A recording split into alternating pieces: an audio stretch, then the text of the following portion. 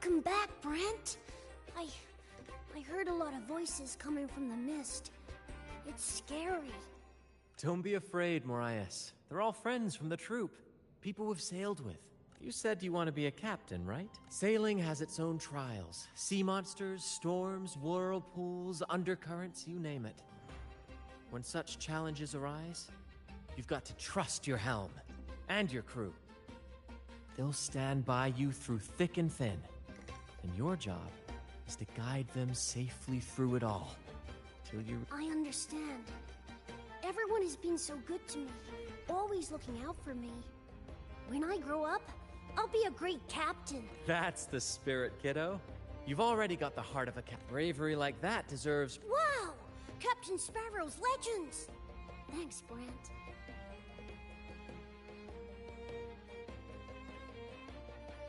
And can I maybe have a sip of the stuff you like to drink?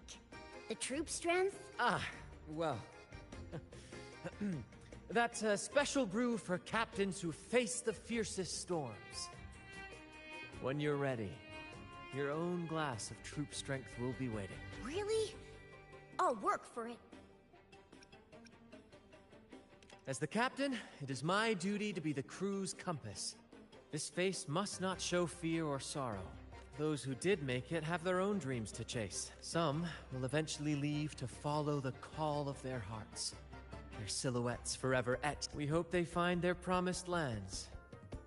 The troop may be a safe harbor, but we honor their names and stories in our plays. Beriardi the Fire Eater, Toscanini the Night Watcher, Fernando the Fish Killer. Their stories remain vivid in my... Over the years, we've bid farewell to many, and welcomed countless new faces. When I was a boy, I saw the Sentinel's statue in the Cathedral of Mercury. Curiosity led me to point at the statue and ask, how can you say it's the Sentinel when no one has ever laid eyes on it? I didn't know the consequences that would follow. That question earned me a pilgrimage. At the time, I thought it was some grand adventure. On the pilgrim sail, I was cared for by other fools who shared what little they had and shielded me from the grim reality with their kindness and smiles. But all I could do was watch as they passed away one by one. From that day forward, I swore to wipe away the tears of the innocent. Every adventurer needs a rest, and every ship must find a port. For us, that meant finding a sanctuary. When we finally reached this forsaken isle, the destination of our pilgrimage, we fought the Tacit Discords to claim our territory and scavenged what we could from the ship's wreckage. From that, though the night may be long, the dawn always follows. That, my friend, is what we should set our sights on.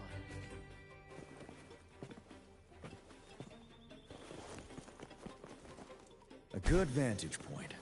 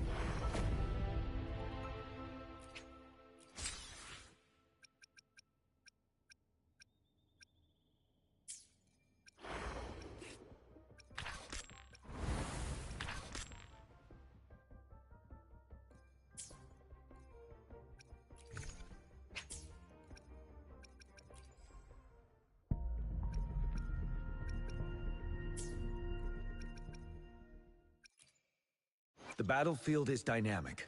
Do not let your guard down.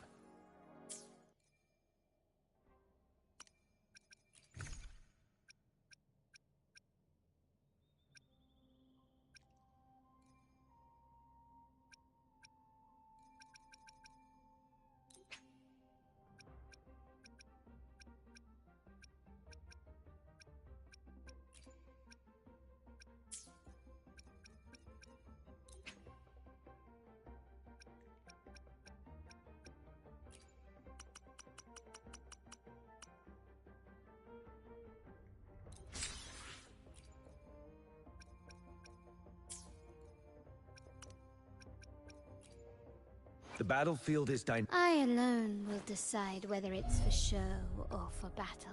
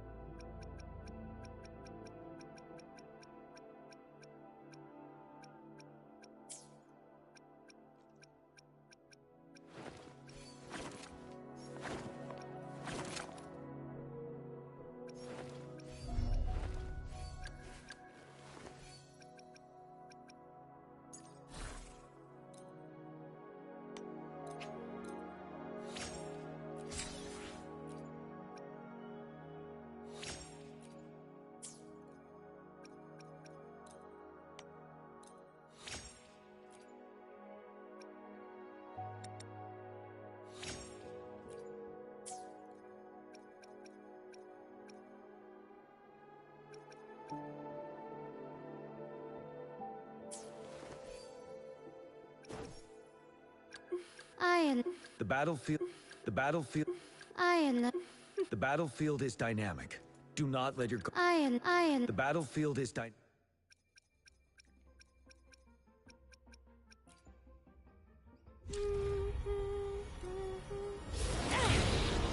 Oh!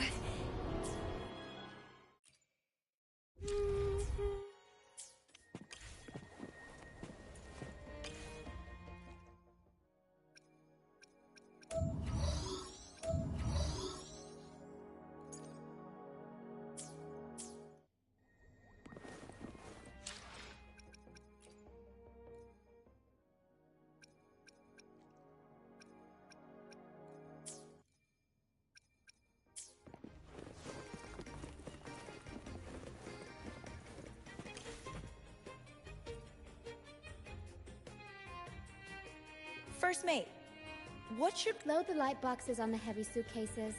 Place the lights on top and secure them with chains. Keep the fireworks well away from the curtains. And don't forget to check the freshwater reserves in all cabin doors. Roger.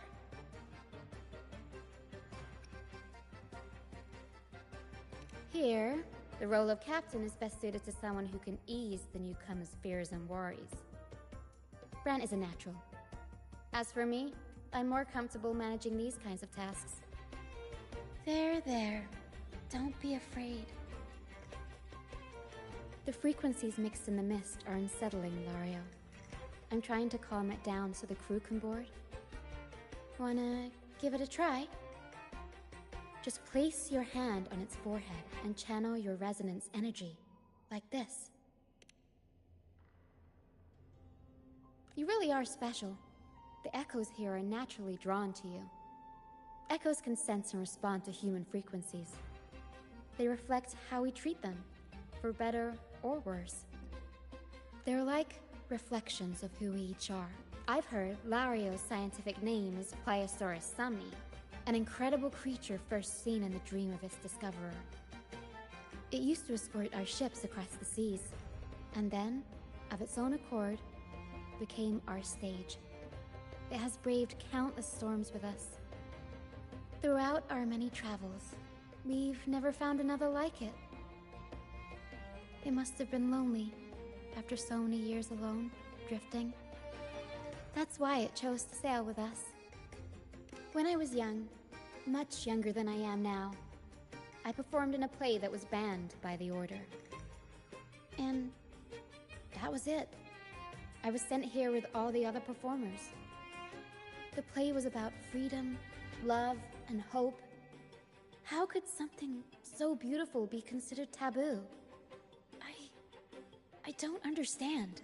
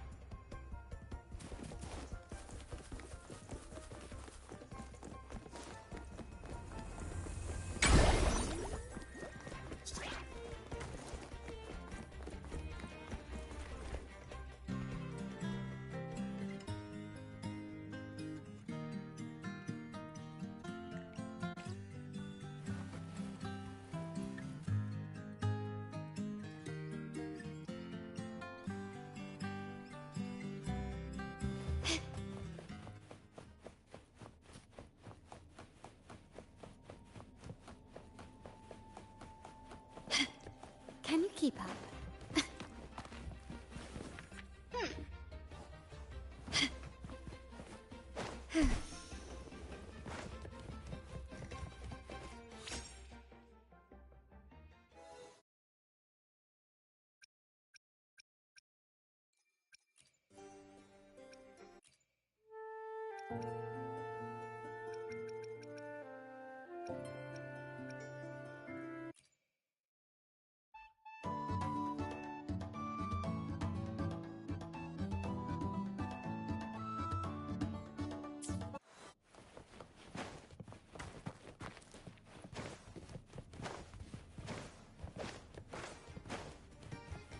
Can you keep up?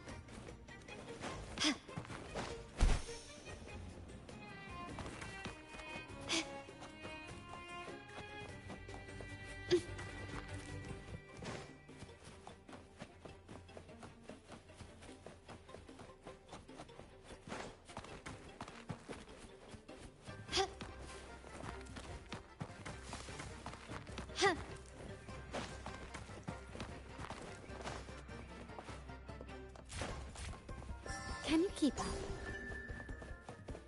Lighter than a dove.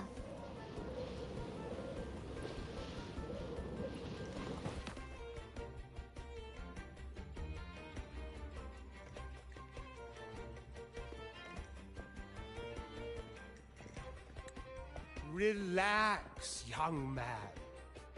Life's only just unfurling its sails for you. Why sit there like one of those dour statues in the Order's halls? Don't be afraid to show a little spark. I was just thinking about my future. Is Raguna truly lost to me forever? Ah, some have found their way back, but under the Order's watchful eye. Is that really what you want? A life without freedom?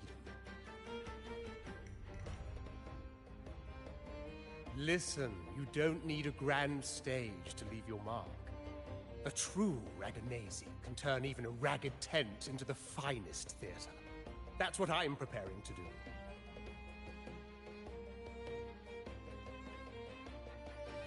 I might be an old man now, but don't let that fool you.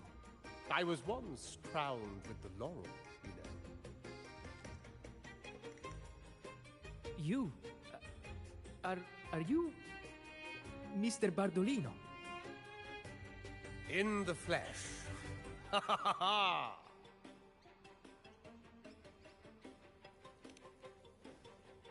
As I took my final bow on stage, a bright light pierced through the clouds, shining down from the sky. And then, a radiant laurel descended upon me, and I heard a voice. It was the Sentinel's voice, ringing in my head. I asked them a question that had puzzled me since childhood. The ultimate philosophical riddle. What should I eat tonight? And they answered. The body is the temple of the mind. To keep your mind sharp, do consume healthy food, such as the loris salad. But why loris salad? I was baffled, and the meaning still eludes me to this very day. I've never been quick-witted, though, and the Order's doctrines never quite took hold. Acting, however, that is where my true passion lies.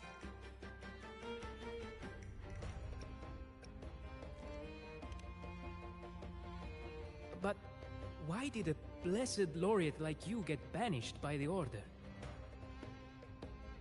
Back when I won the laurel, Raguna was led by the Holy Maiden. She promoted all sorts of grand celebrations during the Carnival, an unceasing tide of revelry. Stages sprang up on every corner of the city, performances dancing through the streets, and shops adorned in vibrant hues. Even on rainy nights, you could still hear music playing in the square. Some performers wove their critiques into their acts. Sharp as she was, the Holy Maiden noticed. She refined city policy with each whisper of dissent.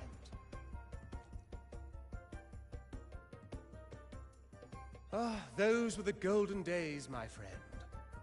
The Holy Maiden once said that if she were to leave this world, she'd want no majestic tomb or a solemn funeral, but the grandest carnival as her final farewell.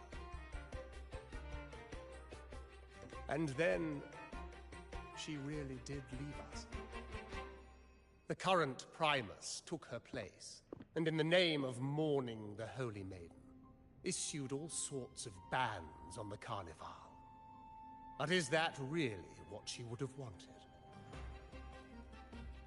The Order's grip tightened, and the Carnival performances were reduced to dull, monotonous shadows of their former selves. One year, I strung a wire from a gondola to the top of the clock tower in Liberty Square, and another from the tower to the Thessalia's mansion. Then, I disguised myself as one of the LaGuardia to fool the acolytes, and climbed to the roof along the wire. Midway through the Order's performance, I hopped on a wing ray with a cloudcaster, showering the entire city with flowers. Yes, it was a magnificent sight. The wing ray soared higher than the acolytes could reach. They couldn't do anything but watch golden pink petals rain from the sky for 3 whole days. They struggled to clean up the flowers from the streets, and it took a downpour to wash them all away. That cloudcaster, adapted from a music van, became the prototype for the one we use on stage today.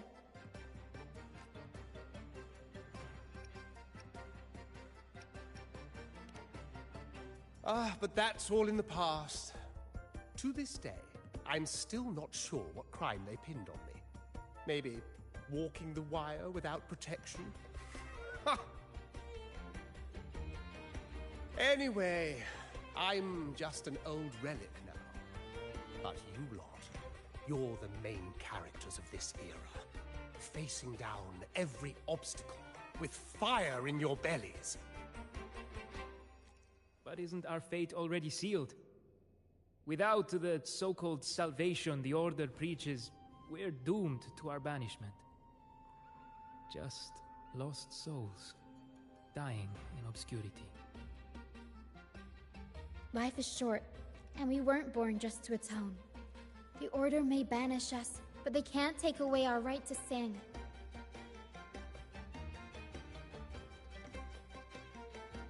Death is one of many possible ends, but it's certainly not the worst.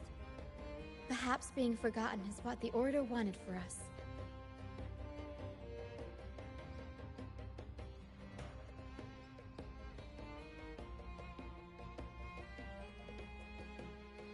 They want to erase all traces of our existence, grind us into dust and drag us into the abyss.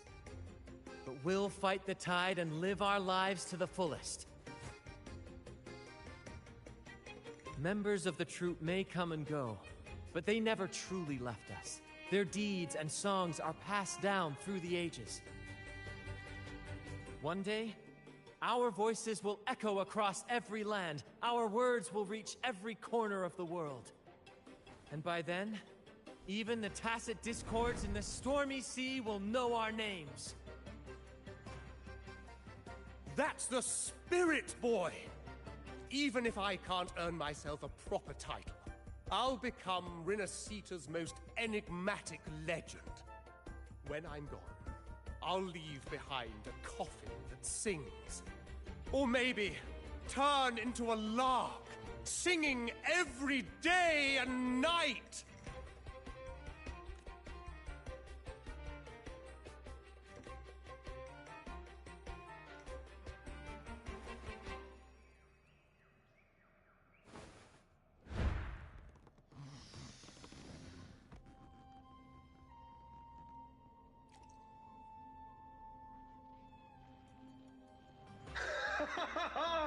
What say you, Brad? Do you like this stage design? It could be used for this year's carnival.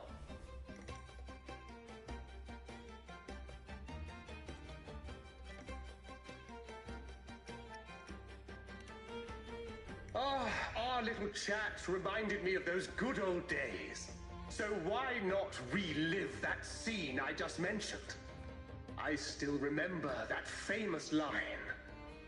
Even without wings, we can still soar to the heavens. Now that you mention it, that is a very good question.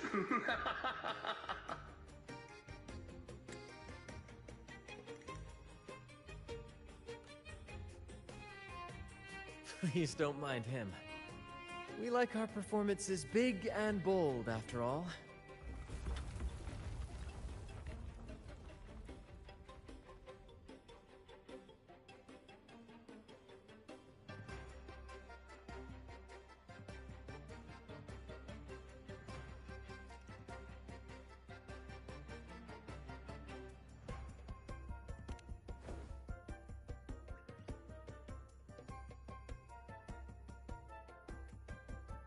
That fight with the dragon probably messed with the mountain's stability. If Bardolino keeps moving around up there, it could get dangerous. We need to find a way to get him down, and fast. We might need your help with this. Taro should have some useful items in her box.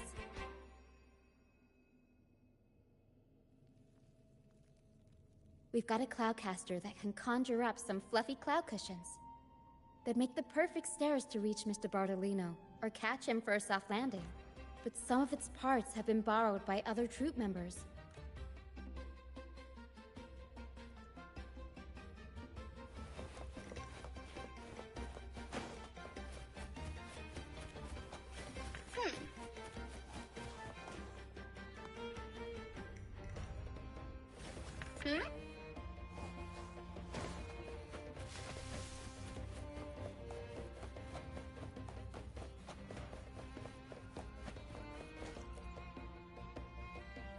Sailors cheer as hearts ignite.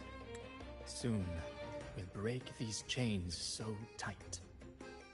Set the course, embrace the storm, sailing on till light is born. Oh, hello. I'm writing a sea shanty. Did you know Raguna Gondolier's songs are usually in 3/4 time? Matches the flow of water perfectly. When they row, their strokes go slow dip, quick lift, which fits that rhythm. But for our troop, we use a 4/4 signature with strong and weak beats.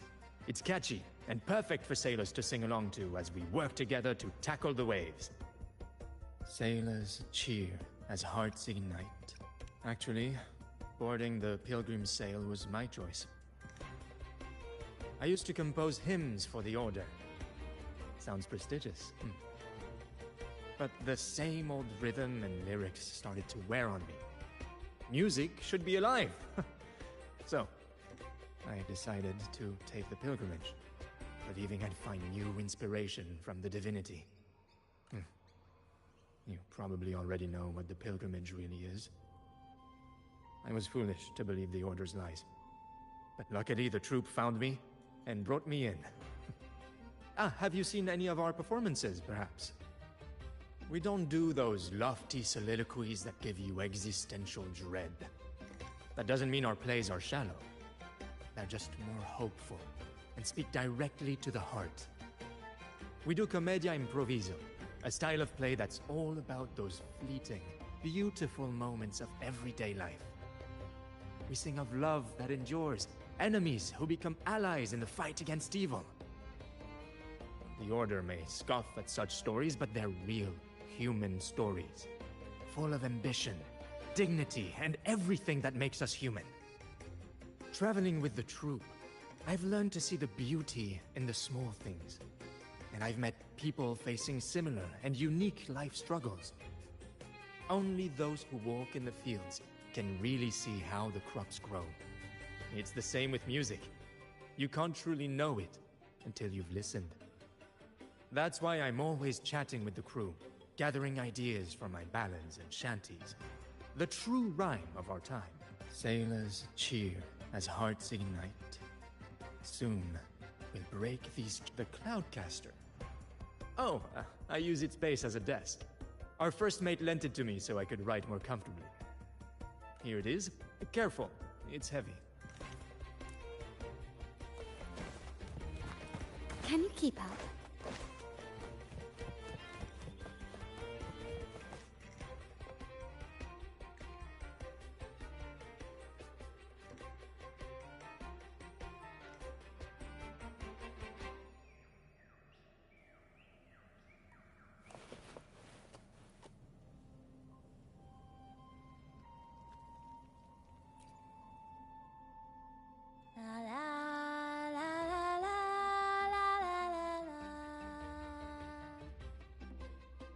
I'd rather be a wild flower, ignored by all in my own power, than a rose that bends and sways, bathed in grace, but lost in dismay.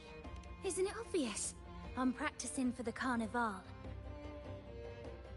I'm the troop's soprano and helmswoman.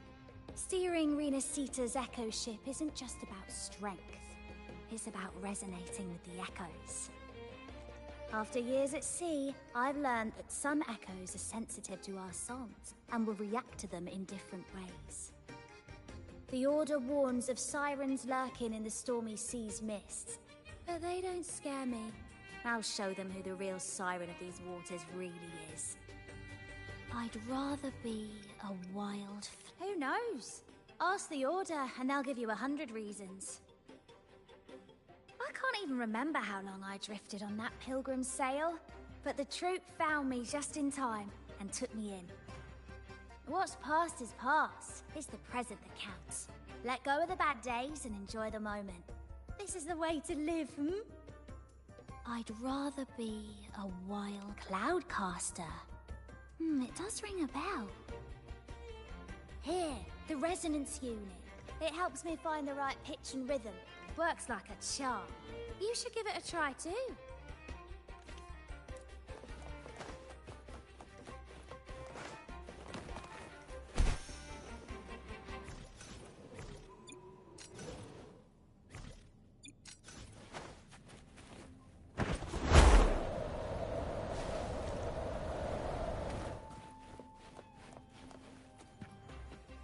Come on, fish.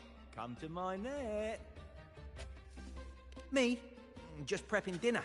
The storm's passed, so it's the perfect time for fishing. The captain once told me a secret.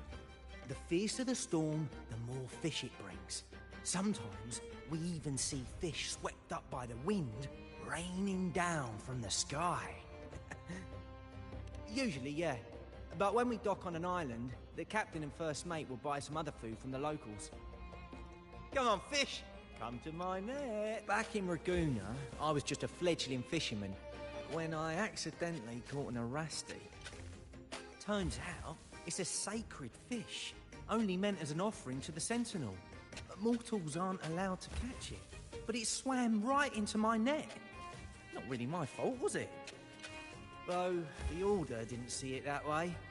They banished me out here, like tossing the fish onto dry land. Luckily, the troop found me. I can still fish like I used to. Otherwise, I'd probably be dead, or living as a pirate. Though, to be honest, life here ain't too different from a pirate's.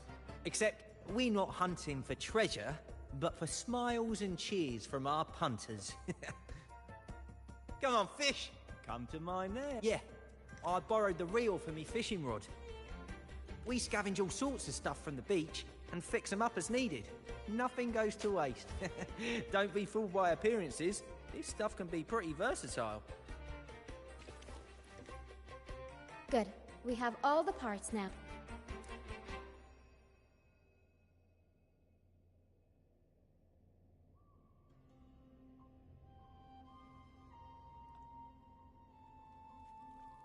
Everything's set for takeoff. Let's position a cloud cushion beneath Mr. Bardolino. Then we'll pop the balloons and bring... Although we might need a bigger cushion. The Cloudcaster's resonance unit responds to song. The louder our singing, the more powerful the effect. In that case...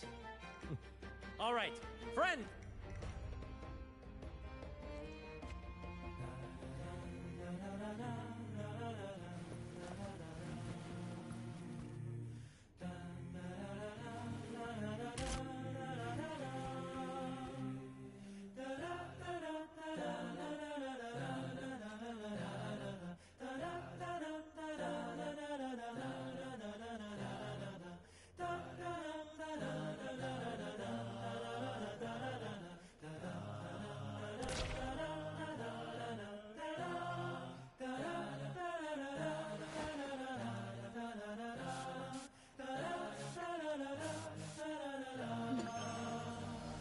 Red. The white has been dyed red.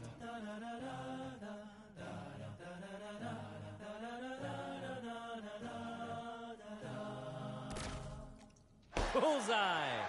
How about showing off that aim again with the rest of the balloons? Almost done!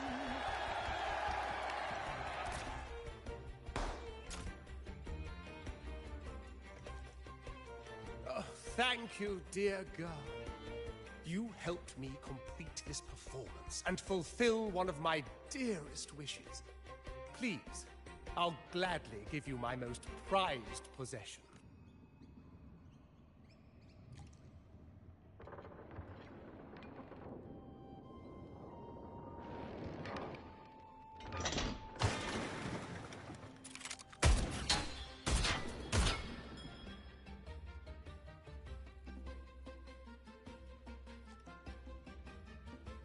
Apologies for my late arrival to such a magnificent performance. Did I miss anything? Oh my, oh my. What an honor to witness the beauty of our generous benefactor. Thank you, my lady, for rescuing this humble soul in his moment of need.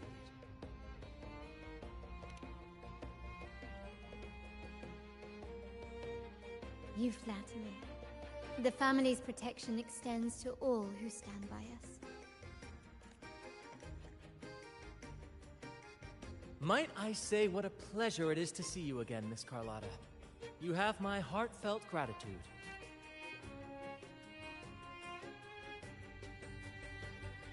Is everything going smoothly with your family, Miss Carlotta? Yes, thank you. The Order's scheme was uncovered as planned. Uncle Capulet was rescued, and Grandfather has handled the rest. I still owe you thanks for improvising with me in front of that priest.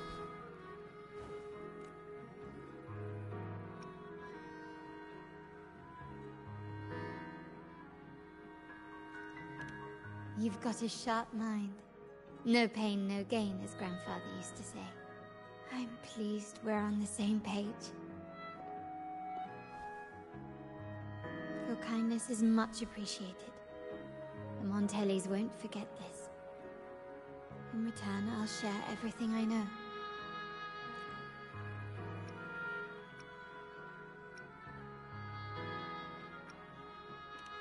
I believe you've noticed that the Order has been undermining the family under the guise of its doctrines. Alienation, monopolization, just a few tricks up their sleeve. Their true motives, however, run deeper. Their alliance with the Fraxidus speaks volumes. While we don't know the full extent of their conspiracy, one thing is clear. Their sights are set on this year's carnival. The carnival is likely where you'll find clues about the Sentinel. Legend has it that the Sentinel, Imperator, has been secluded in the heavens, cut off from the mortal realm. The last record of the Sentinel is from the carnival a decade ago. At that time, the entire city was shrouded in mist. Ghosts roamed the streets. A dragon roared from the sky, and a sea behemoth raged, summoning towering waves. Do any clues come to mind?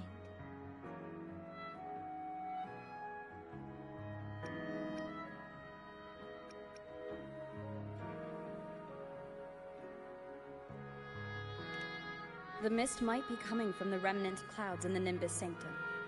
Lorelei has the power to purify and control them, but the Fraxidus interfered. Remnant clouds corrupted by evil will disrupt Echo's frequencies.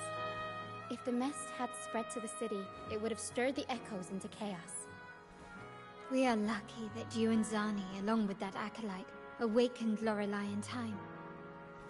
You prevented the mist from spreading and averted the waveform. The Fraxidus must still be licking their wounds. At that time, the entire city was shrouded in mist. Ghosts roamed the streets. A dragon roared from the sky, and a sea behemoth raged. The Montelli traders used Lycoris in experiments to turn Echoes back into tacit discords. If they were successful, the ghosts seen 10 years ago may have also been created this way.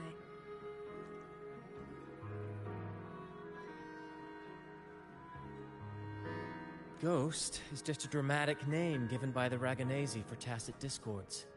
They look nearly identical to Echoes, especially in the mist.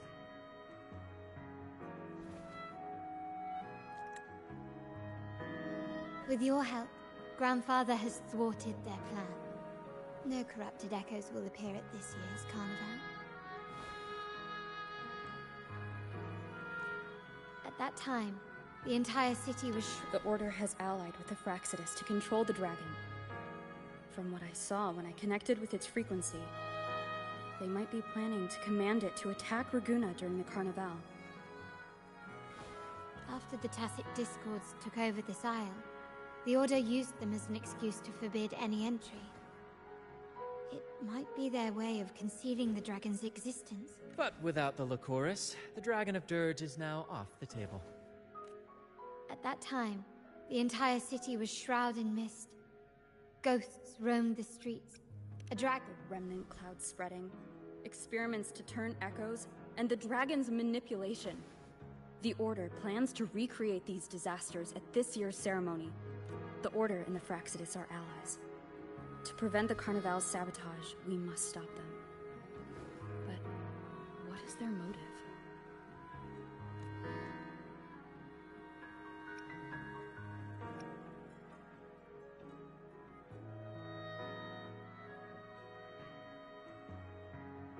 The Primus called it a divine punishment, and took the opportunity to appear as a savior. A perfect way to build legitimacy.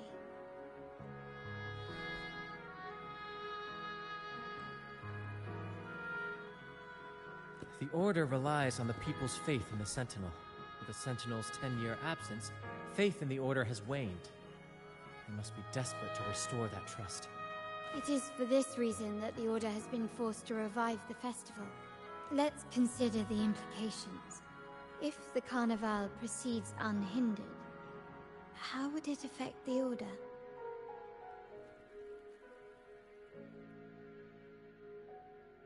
The current Primus claims to be the Enlightened One, the Sentinel's Resonator. However, based on the prophecy we found in the ruins, this role is meant for the young maiden who is destined to heed the divine oracles during the Carnival. The Carnival is the only time humans can directly communicate with the Sentinel. Normally, it's the Primus who conveys the Sentinel's words. A successful Carnival offers a chance for citizens to meet the Sentinel in person. But for the Primus, and possibly the Order, it poses a threat if they've been fabricating the oracles. To sabotage it while still maintaining their authority, they partnered with the Fraxidus. The Fraxidus will cause chaos during the Carnival, and the Order will swoop in as the saviors, restoring public trust just as they did before. So far, you've helped us crush 3 of their schemes. But one remains.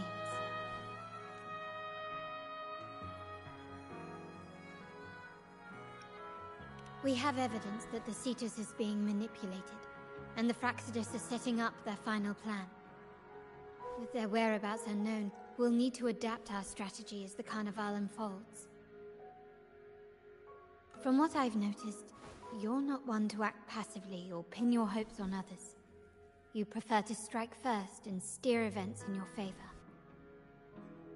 Winning the laurel might give you the chance to talk with the Sentinel. The Sentinel's Resonator may also be present, so...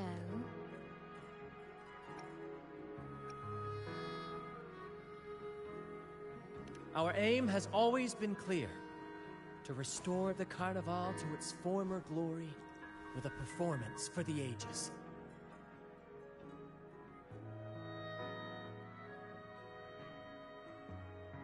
If the Divine truly exists, would they wish to see their people living without freedom? Or witness a festival twisted into a tool for tyrants?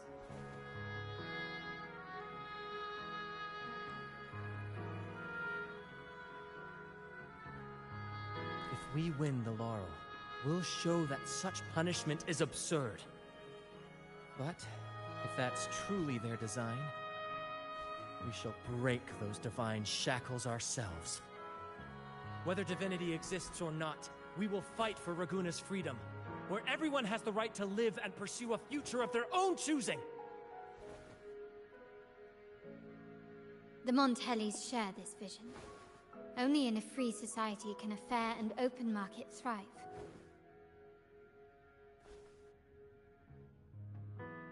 However, the troop alone is too weak. The family is under close watch and our enemy hides in the shadows. We need your strength to find our way forward.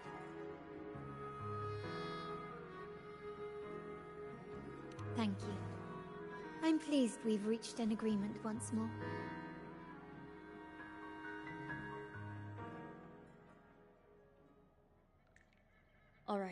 What should we do now? Any plans?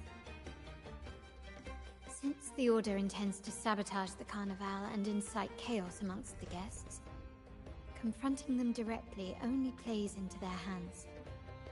You've seen the troops' unique approach to combat, haven't you? That's precisely why we're allies with them.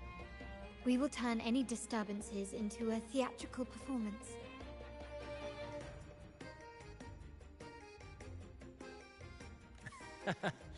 I can see our friend here is still a bit confused. No worries, my dear girl. Speaking of which, Ms. Carlotta, would you honor us by joining our performance? Me? I do have some stage experience, though I must confess I may be a bit out of practice.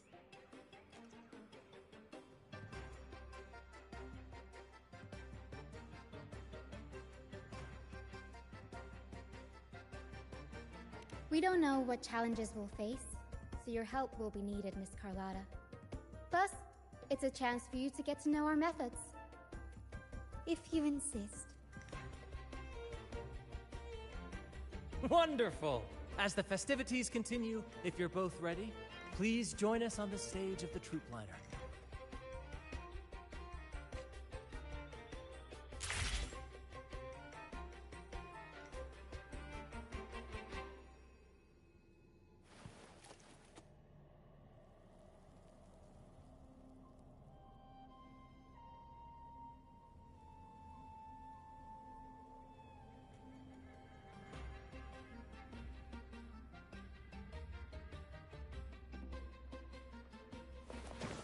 Can you keep up?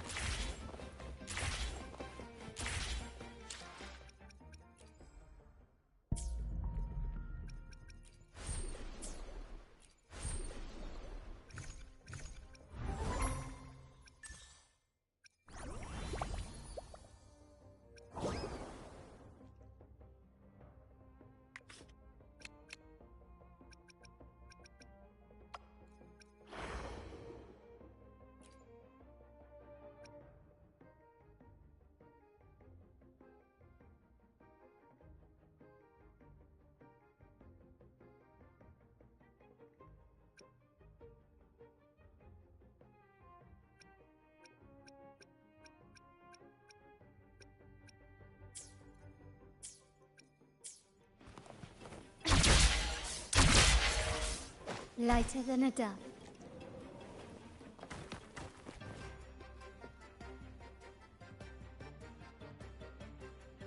Our rehearsals are rather straightforward. No scripts, just pure intuition and our senses guiding us. That's what makes Commedia Improviso truly come alive.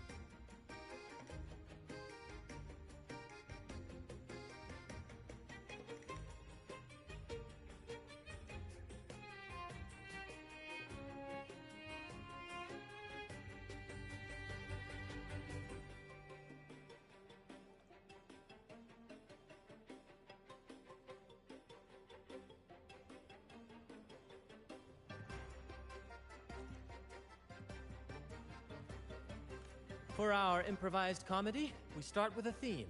From there, we build our lines and act on the fly, responding to the unfolding show and audience reactions.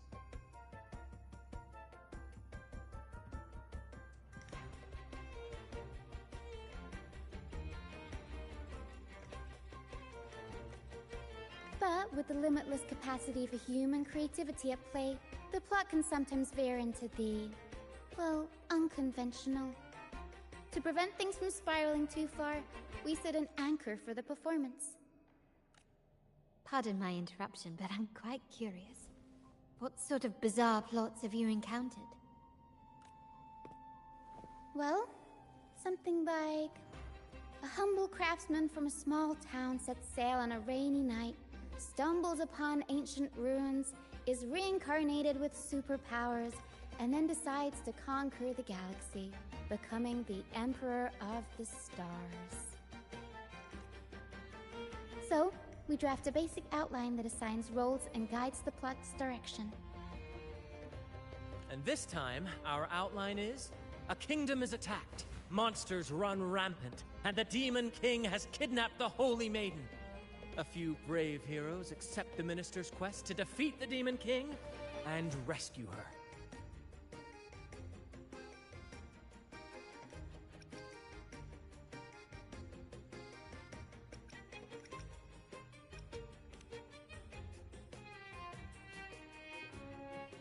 This outline holds special meaning.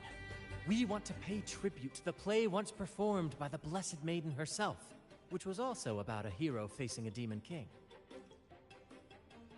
Good people have their wishes fulfilled, heroes appear in a time of crisis, justice triumphs over evil, and united friends are undefeatable.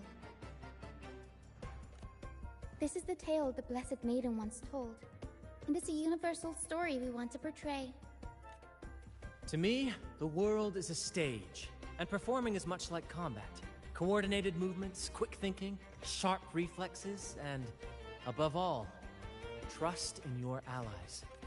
What I'm getting at is that you both are very skilled and capable. We don't have many do's and don'ts. So relax, and express yourselves freely on stage. This rehearsal is to help you get familiar with basic stage movements, techniques, and the troupe style, and to build good rapport. Exactly. I'll handle the stage lighting, Brant will narrate, and the rest will take on the role of the audience. If you're ready, let's begin. Everyone, a big round of applause to welcome the Rover and Miss Carlotta on stage!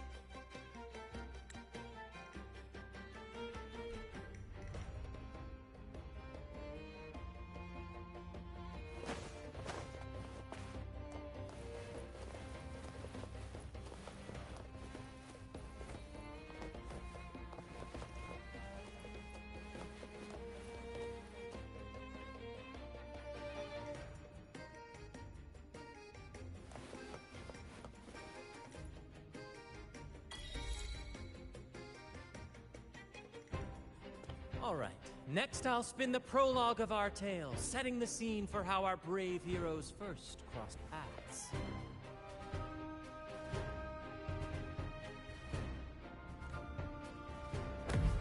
Once upon a time, a hero roamed the world. Undaunted by the lack of a divine vessel, she embarked on a perilous journey across tempestuous seas. Alone in the dark, a young girl of untethered spirit soared against towering barriers with wings of defiance. The winds of fate brought them together.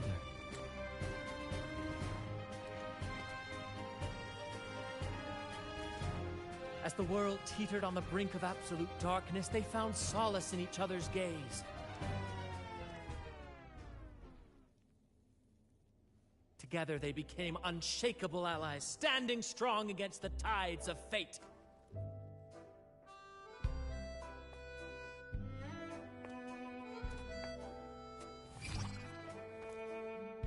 Even if light were to fade from the world and the stars cease to shine, they would still blaze like the sun forever.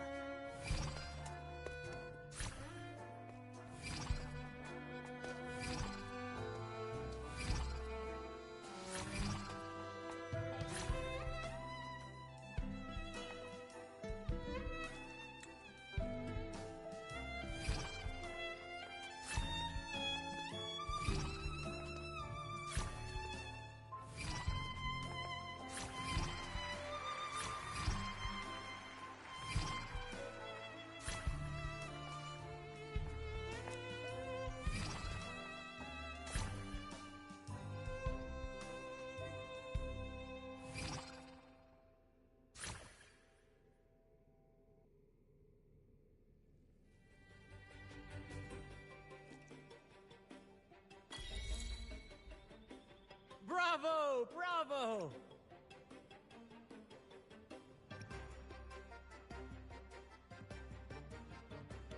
Bravo! Seeing your chemistry, I decided to take a little creative liberty with the story. Anyway, it didn't stray too far from the outline, right? The thrill of improvisation is in its unpredictability. There's always a rush of excitement with every twist and turn.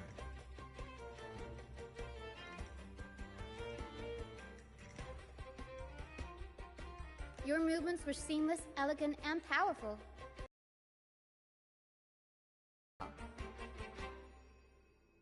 Thank you. It was all thanks to you. You inspired me and kept my spirits high.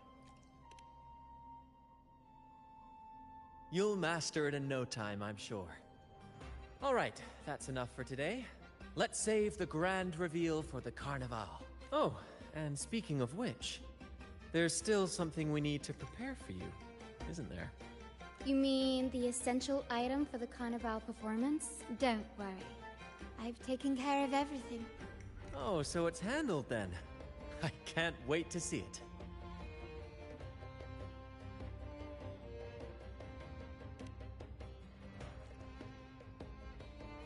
I have a small gift for you. Let's head back to Raguna together, shall we?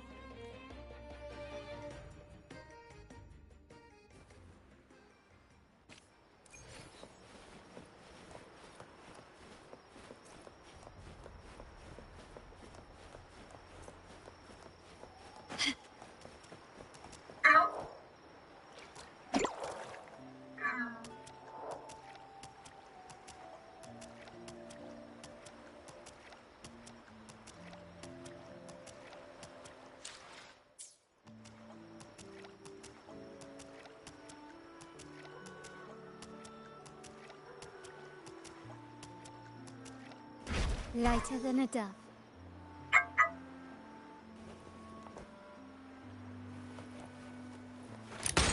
This way. Please, follow me. Where are we going? Please allow me to keep that a secret for now. I wouldn't want to spoil the surprise. But here's a hint. You've been there before.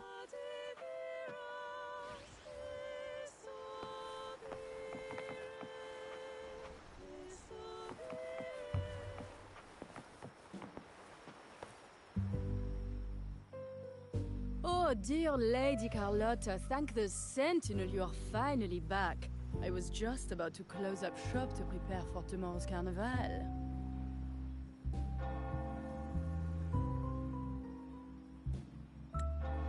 You have completed my request, haven't you? Of course, Lady Carlotta. You should have more faith in my skills. Here you are. A small token of my appreciation. Abby, I have something for you as well. Wow, really? I get a gift too? Ha, you're so nice. Ah, so that's why Lady Carlotta was so insistent on using only the finest materials and meticulous craftsmanship for this piece. For a moment, I feared she lost faith in my skills and was plotting to hand over the shop to someone else. Now I see why this little creation was so important to you, Lady Carlotta. Nyala, you do have a flair for dramatics. Anyway, why don't you unwrap it?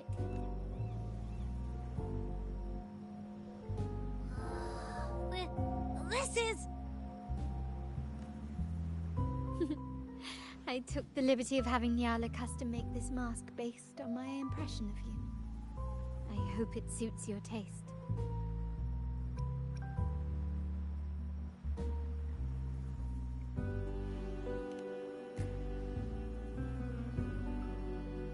I'm pleased you like it.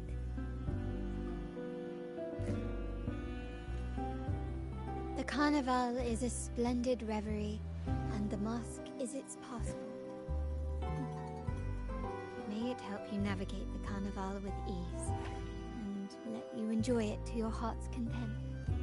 We will, for sure. May I take a bit more of your time? Walk with me through Raguna tonight. I have some additional information to share with you. Raguna.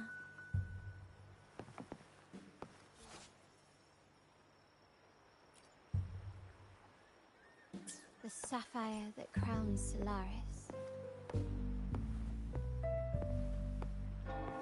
The waters of Raguna serve as...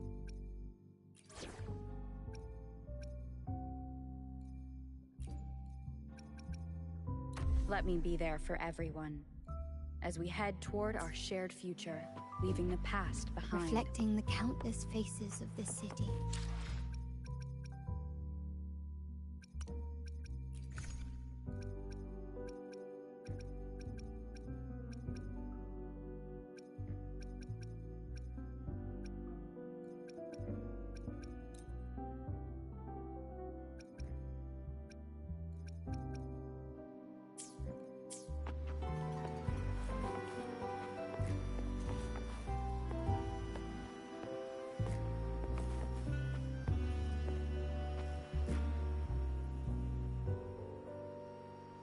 There was a time when the currents swept us into the jaws of uncharted waters, where relentless storms and voracious waves awaited. But after weathering such trials, they revealed to us a hidden gem: the shores themselves. My family has always been drawn to the thrill of a new voyage. One stormy night, fate decided to play a hand. What we discovered there on that island, the technology and novel ideas, was nothing short of a blessing in disguise. Exactly. When we heard the Blackshores were hunting for a legitimate entry into Raguna, I thought, why not bring them into our little venture? Hence the invitation. My family has always been drawn to the thrill of a new voyage. One stormy night, there exists only one relatively safe route from the Blackshores to Raguna, a path known solely to the Montelli family. As long as you stayed on this course, you were bound to encounter the truth. My family has always been drawn to the thrill of a new voyage. One stormy night, fate decided our intentions might not be as grandiose or ominous as you think. We seek liberation, and to achieve it, we're pursuing the truth behind Renacita's origins. Legend has it that when people first arrived on this island, Genesis Nexus was already here, welcoming them. The prevailing belief is that the Sentinel gifted us this technology, and despite nobody ever seeing the Sentinel in person, we talk with them through supposed telepathy. Notice anything strange about that story?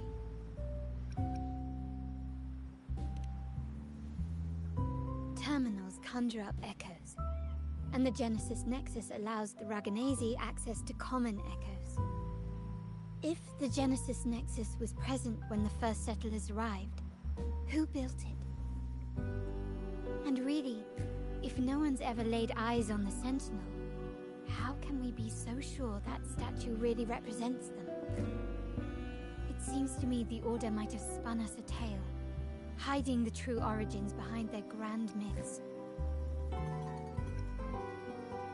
No, we have no ambitions to rule or to renounce our faith. And really, this city should not be ruled by any one entity. The hour grows late. I have arranged accommodations for you at Palazzo Grotta in the south. Let us walk there together, and I can share a story along the way. Think of it as a bedtime tale. I learned it from the troop. It's about Fleur de Lis, the Blessed Maiden.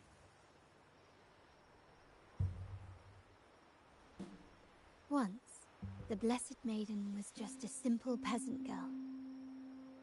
During the Sentinel's gratitude rite, the young Fleur-de-Lis managed to sneak past the guards and drink the sacramental wine.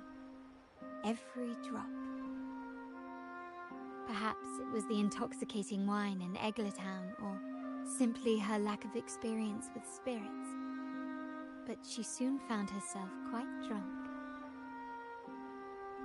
Swaying on her feet, she ascended the ceremony's grand platform, lifted her threadbare dress, and began a rather ungainly dance. Seizing the sacred horn, she played a carefree folk tune, dodging the guards and weaving through the crowd with surprising agility. Remarkably, the crowd, as if drawn by an unseen force, followed her lead, transforming the solemn ceremony into a wild parade of cheers and revelry. Naturally, the Order was less than pleased. The pilgrim sale did not yet exist, so Fleur-de-Lis faced 3 days of confinement. During that time, she used her prison walls as a canvas. That unforgettable day of disordered revelry left a lasting mark on all who witnessed it. Is it not remarkable? A rebellious girl, chosen by the Sentinel to become the Blessed Maiden. If the Sentinel indeed permitted such a girl to serve as their spokesperson, it suggests that all this joyous revelry is not something they disdain.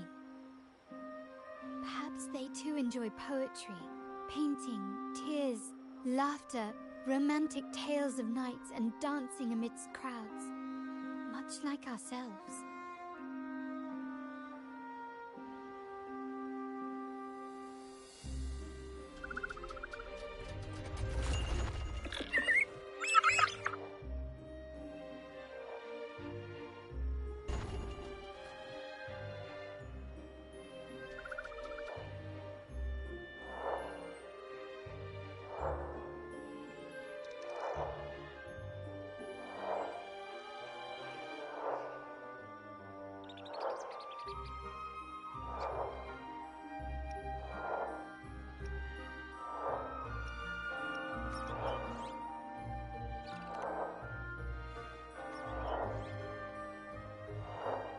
The people of this island came from diverse civilizations now lost to time, but through plays and tradition, they sought to preserve memories of their heritage. In the past, while the clash of cultures led to conflict, Aragonese restoring balance, even if precarious. To maintain this unity, we've always needed both a sentinel and a play based on a shared legend that gives us roles. Yet this play has endured for so long that we've become defined by our roles. Noble, commoner, believer, merchant. What was meant to unite us now stifles us.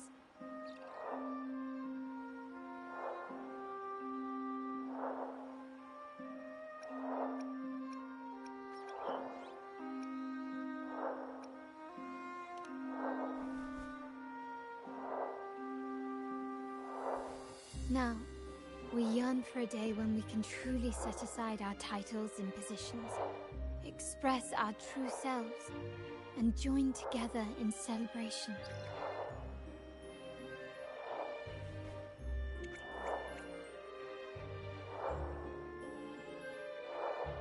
Yes, born from hope and idealism, it reminds the Raganese of our initial vision of equality and freedom. It also affirms our true worth. While the Order's true intentions remain unclear, we are certain their influence has already eroded the very foundations of our society. People revere the divine figure the Order has constructed, yet they also live in fear of punishment. Legends become accomplices in fostering ignorance, and faith becomes the loyal executioner of cruel punishment. An invisible cage has trapped us all, Speaking of freedom within a cage is absurd. Fear and ignorance are our foremost enemies.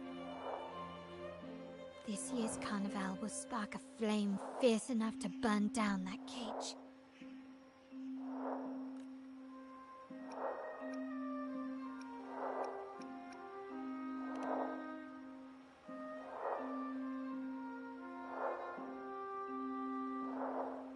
Rest well. And tomorrow, we shall take the stage together at the carnival.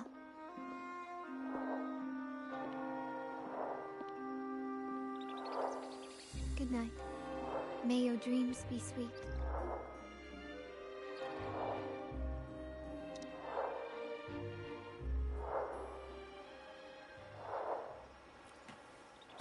Rest well. And tomorrow, we shall take this good night.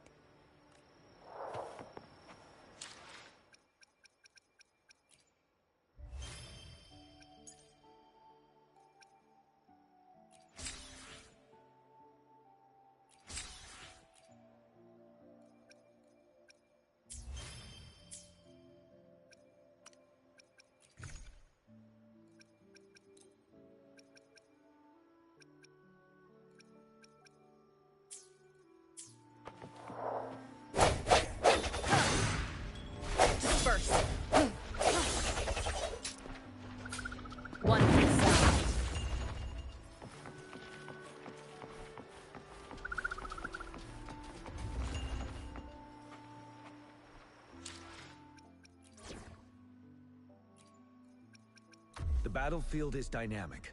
Do not let your guard down.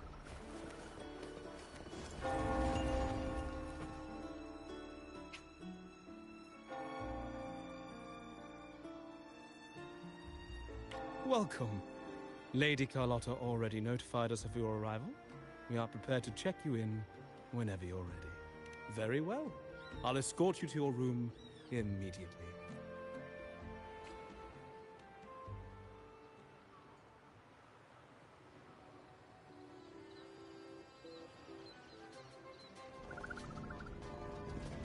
Wow! Is this real? Pinch me! I can't believe how different everything looks. This is the carnival, huh? Yeah!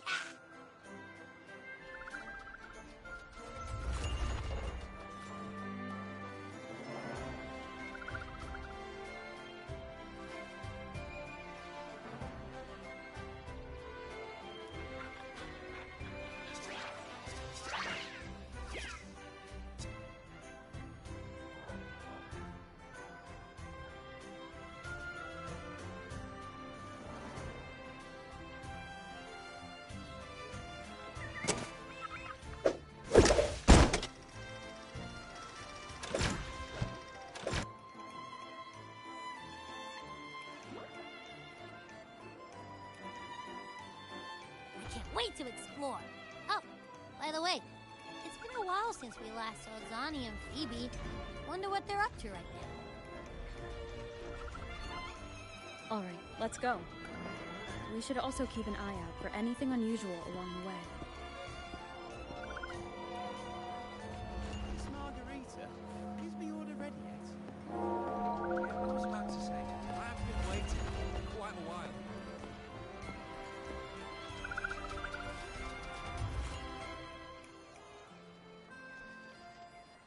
Miss Margarita, is the order ready yet? Yeah, I was about to say, I have... Sorry, we're swamped with orders. Becky and I are doing our best, but it's a bit chaotic. Becky's... No need to worry. Let me take a look. Ah, I see. Becky is just a bit overloaded. Oh, good morning, my friend.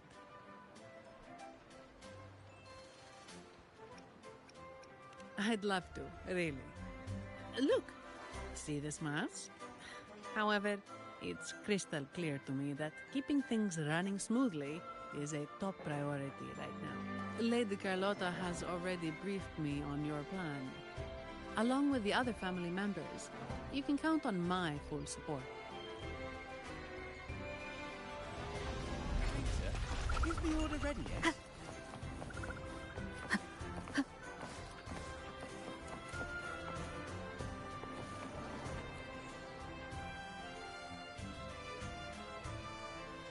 Is that Seamoss from the Pioneer Association? Something seems off. Why does he look sad? Seamoss has been so busy taking photos for everyone else that he hasn't had the chance to take any himself. Hmm? You want a picture with me? But...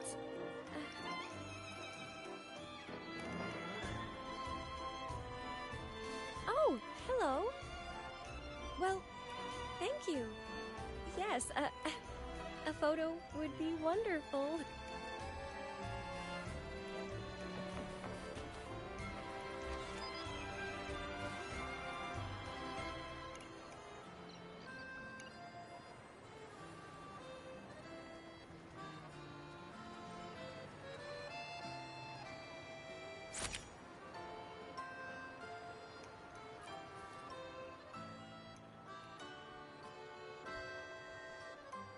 Ah, Rover and Lady Phoebe! I've been capturing the Carnival's many beautiful moments. What brings you all together here? You took this picture? Look at that composition and lighting. Who knew you had a knack for photography? Buddy, you look so happy. Whatever the reason, thanks for making this moment special. It's all thanks to Rover. She fulfilled Seamoss's wish, just like us. Seamoss wants to savor every moment of the Carnival and leave with no regrets.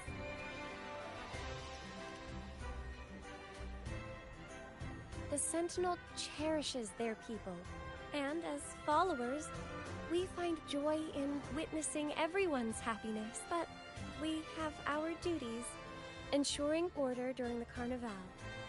I'm sorry, I can't join in the festivities. I wish you a wonderful time at the Carnival.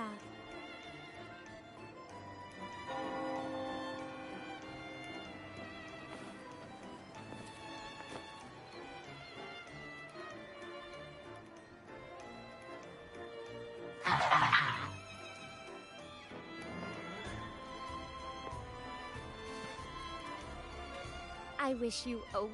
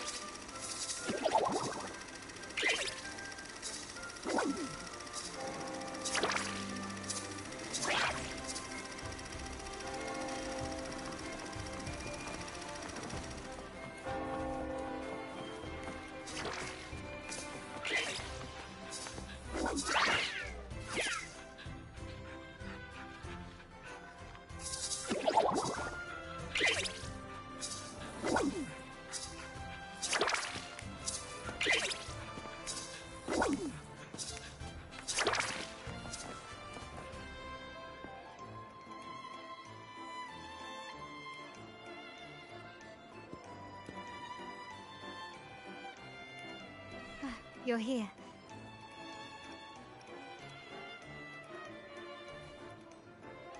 For the Raganese, the Carnival has always been an occasion to revel with abandon. It's what they truly desire. The family is prepared. They'll support our plan should the need arise. We must remain vigilant. The Fraxidus may be lurking, but it's nearly time. How do you feel? Ready to step into the spotlight?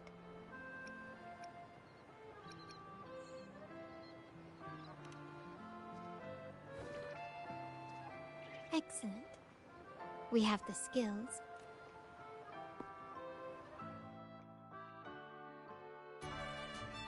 The time has come. Let's go. Let's celebrate together.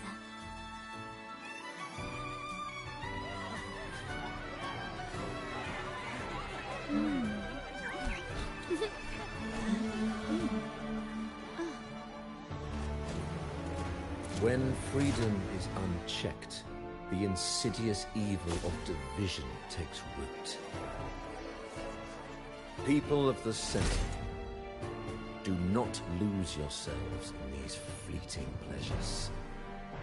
Remember what unites us all.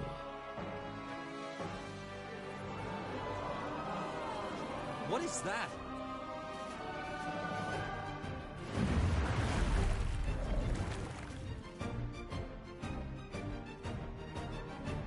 Friends! Why lead a life of restraints?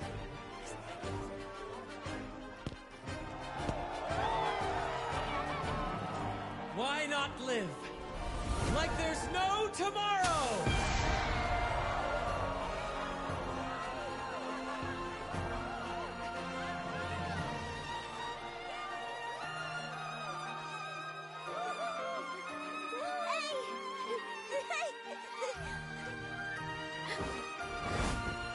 High walls fall fast. All you free spirits, join us to set sail again!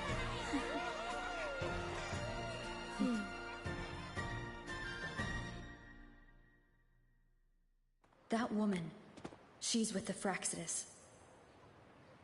I need to follow her and find out what she's planning.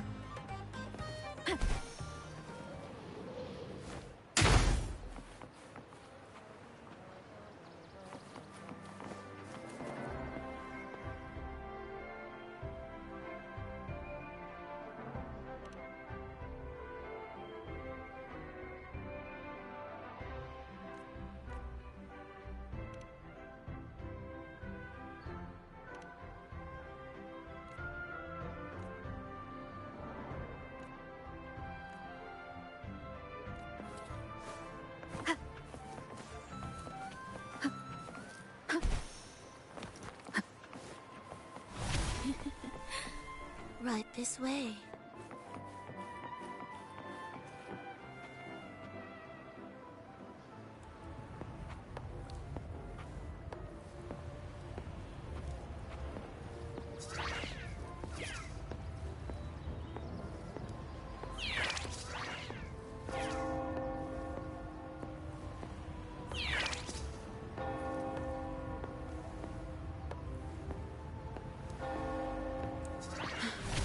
I've lost her again. Where is she trying to lead me?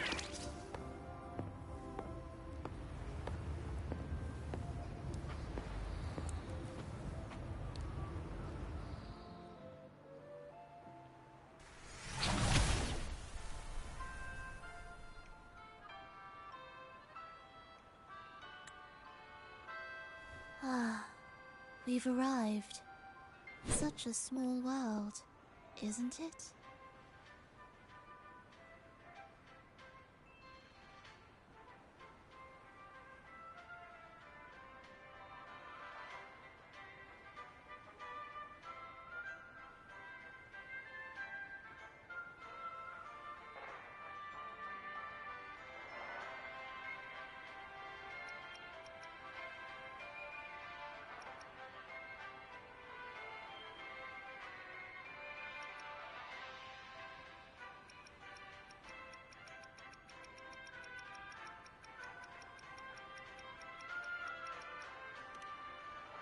Oh, what an honor to be remembered.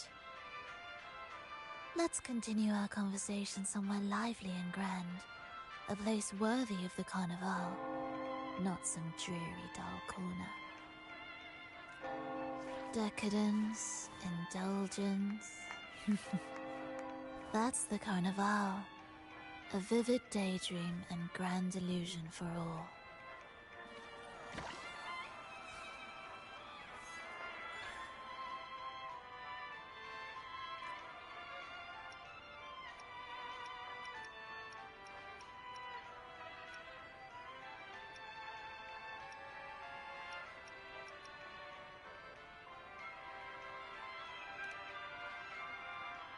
No need to worry. I won't disrupt their little daydream. Besides, we still have business to do here.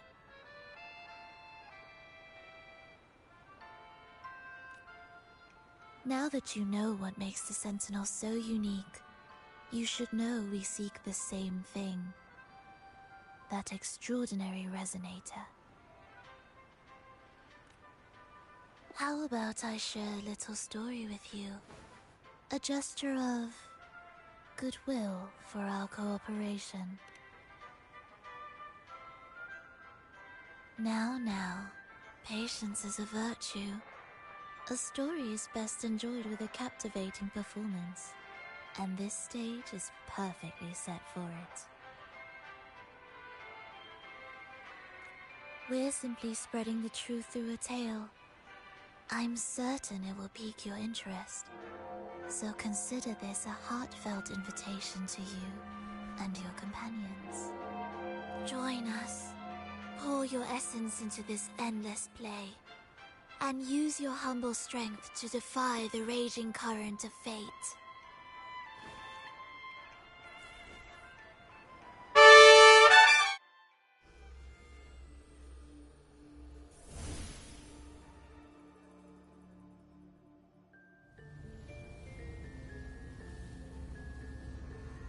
The stage is set, and the curtain rises.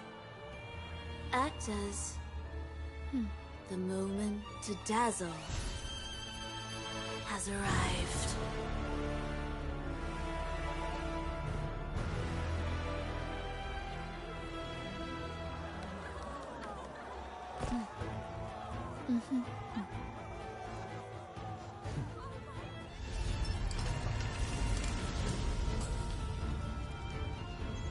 The magic is ready to unfold.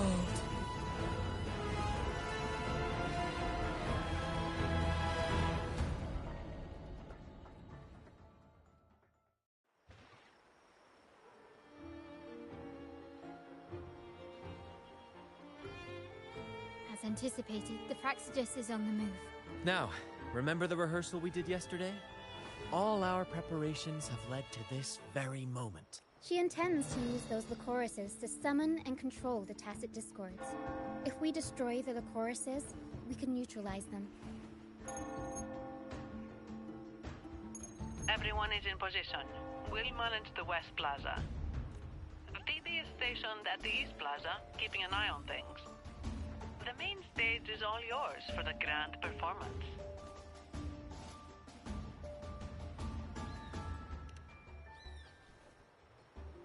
I'll take care of the lighting and create the mood to make the performance stand out. Leave that to me. Ready? The spotlight will be on you two.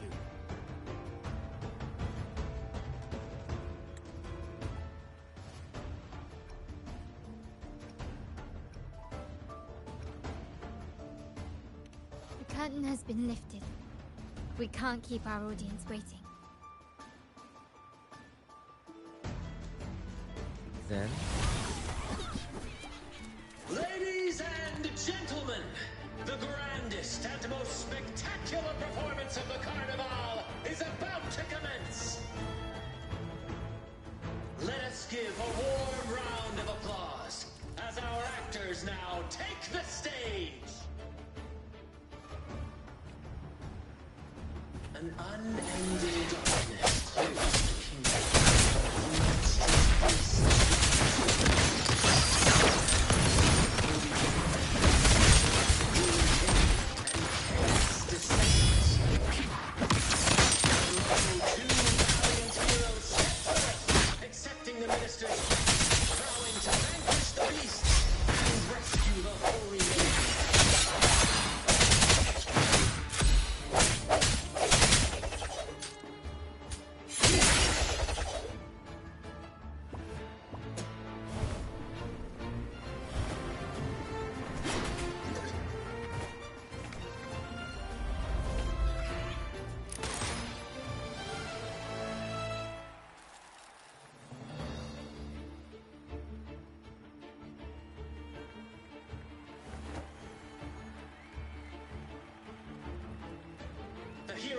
advance the first barrier, sweeping away the monsters within the city.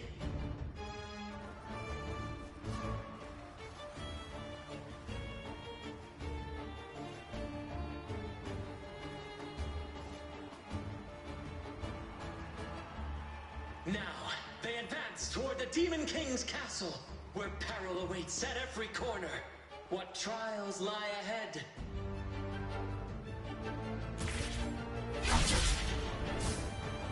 No wall can deter these free spirits. Even the stars seem to cheer on their bravery.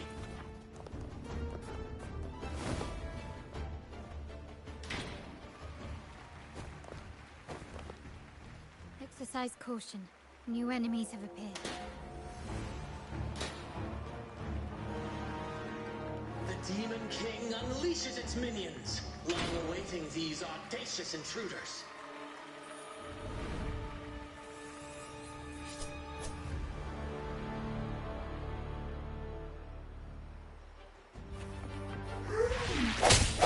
Sounds come forth. Moment of resonance.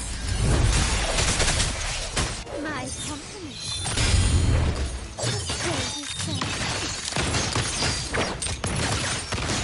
Victory favors me.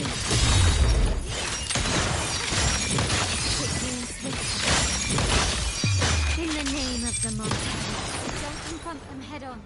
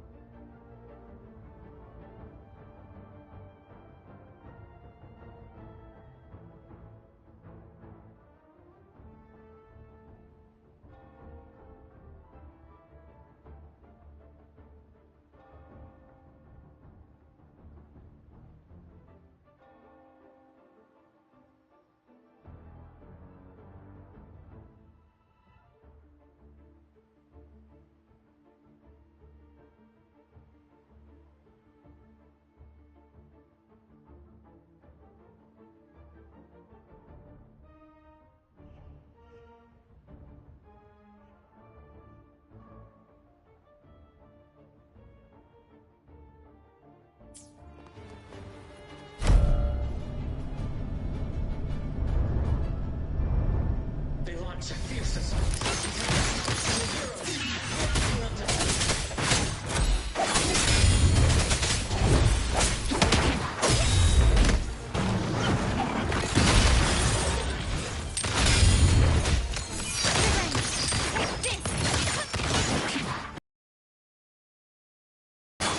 Not even close. You will yield. Found your weak spot.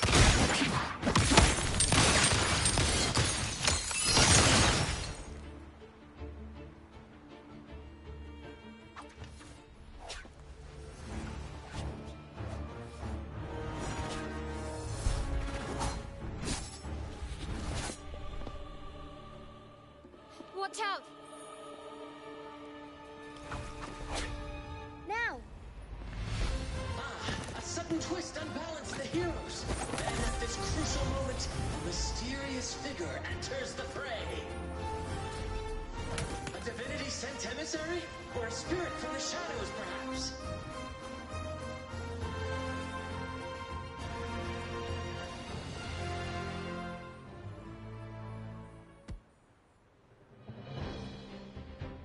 She seems moved by their passion and righteousness. See her join the heroes' ranks.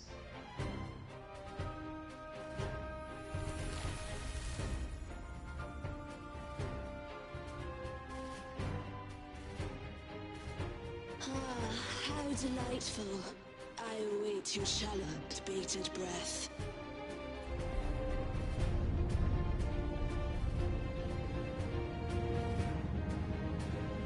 It seems the Demon King anticipated the hero's arrival and has gladly extended an invitation.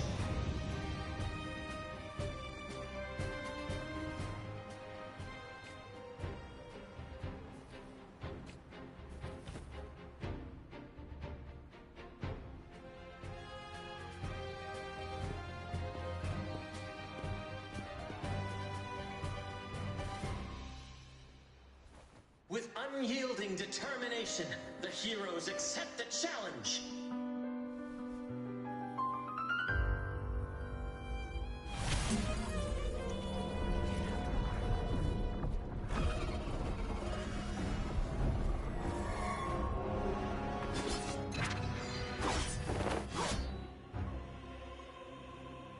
The Demon King reveals itself at last, exposing its hideous visage and sharp fangs.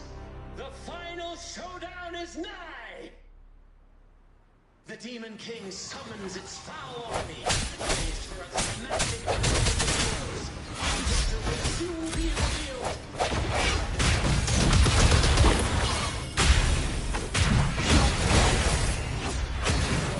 Every story needs balance.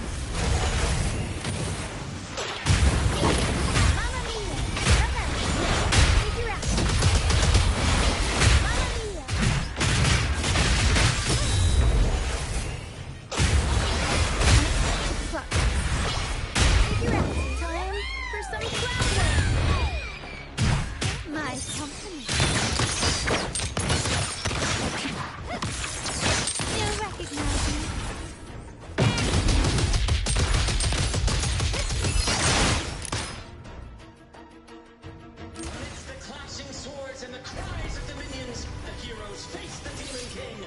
Victory belongs to the righteous and the brave!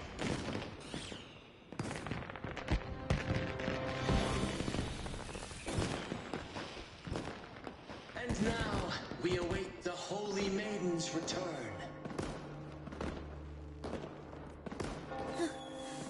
And so we arrive at the happily ever after, yes? But we do not live in a fairy tale. There is no playwright to script a happy ending for us.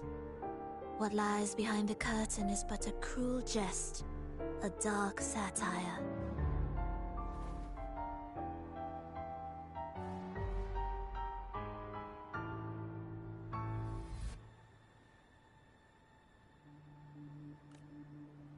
Let me reveal the truth behind that idyllic ending. The Holy Maiden has long succumbed to darkness, drawing power from a heretical force and leading her people into depravity. And the minister, having uncovered this truth, has vowed to root out this corruption himself.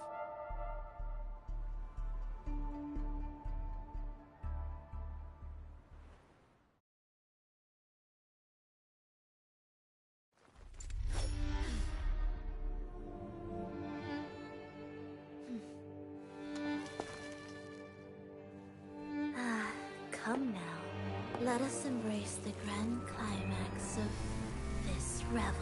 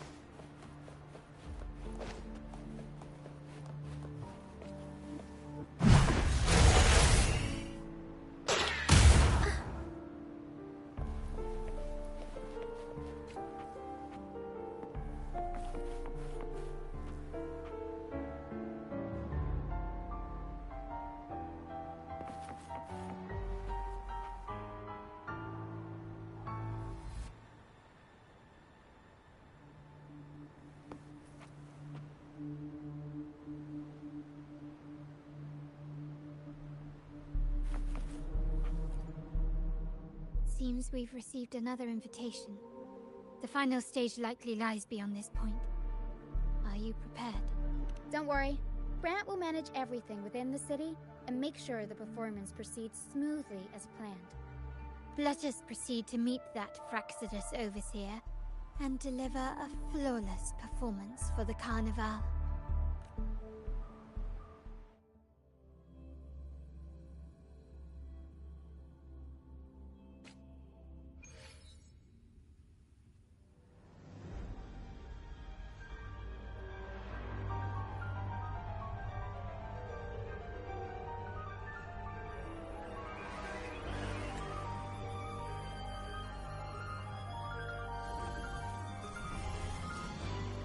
The wildcat has sounded thrice, and the hedgehog four.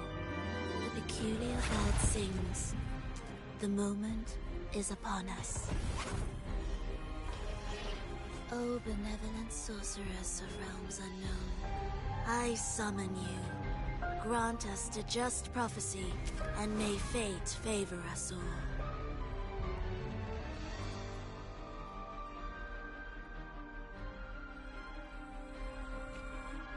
The night veils the world in darkness, while the feast captivates all. Yet you remain clear-eyed amidst this revelry.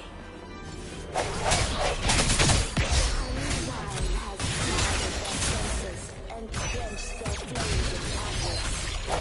Yet you have staked your bravery and kindled the fire within your heart. Shall unveil the first prophecy and shatter the giants and slaves. And you shall ascend the throne. A sacrifice of fresh blood and purge of the holy maiden and all heretics.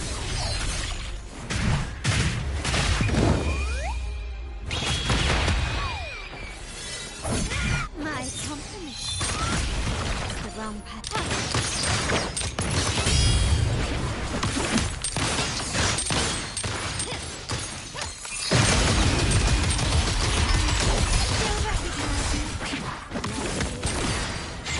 What holds your advance? You have already tainted your feet in the river of blood. There is no retreat. The path to a living victory must be purified before the triumph. The soul must be sealed. I am building my second to dispel all illusions. No mortal shall inflict upon me even the slightest harm. You shall find favor with your people.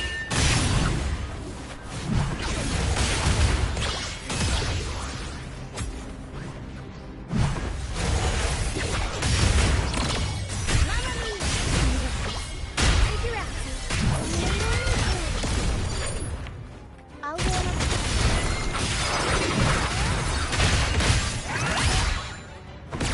My compliments.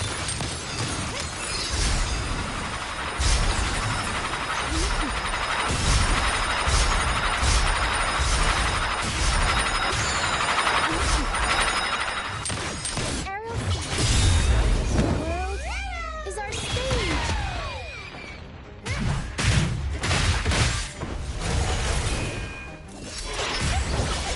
Mamma mia! Avanti! Swift and resolute. Keep it together. My compliments. Glory demands more.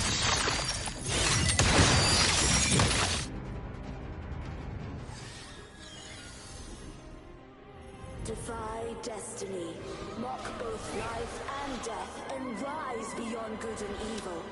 Abandon all doubt and grasp at unreachable hopes.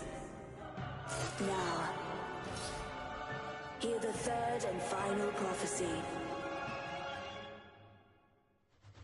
Pleasure born violence shall end in violence.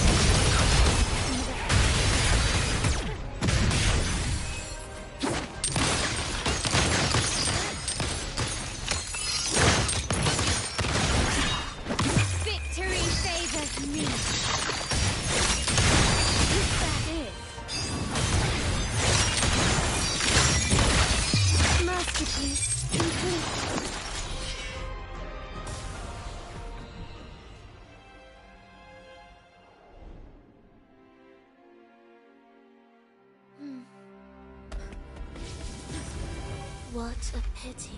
The prophecy says the king will not take his final bow in this act.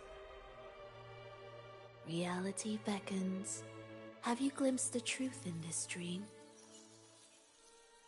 2 prophecies fulfilled, but the third? I wait to see how you will rewrite it.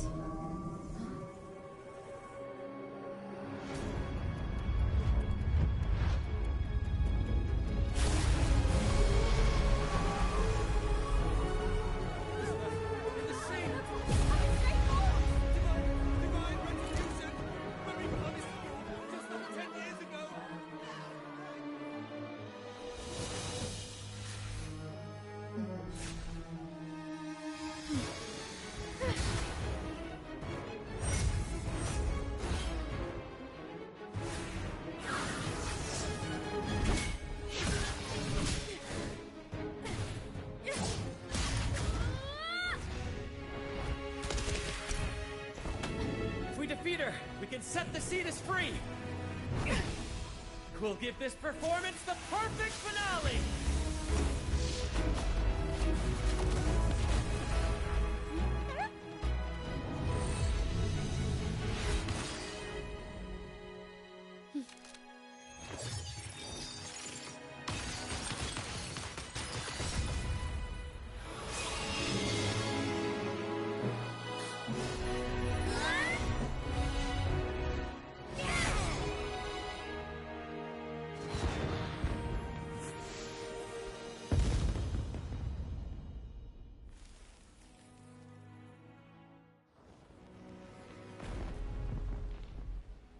Splendid performance.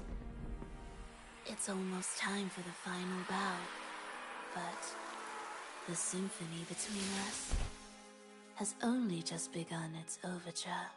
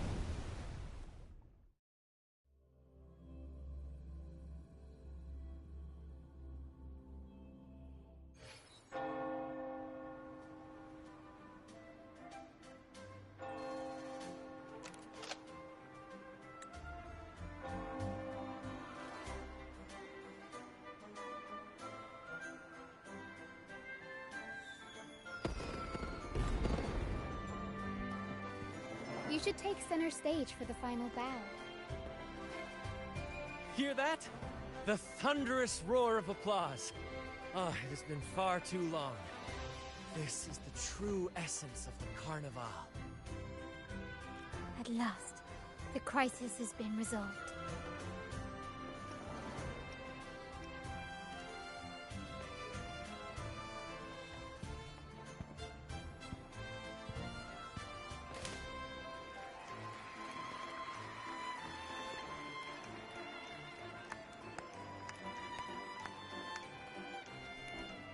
Lady Arbiter, I have heard thy call.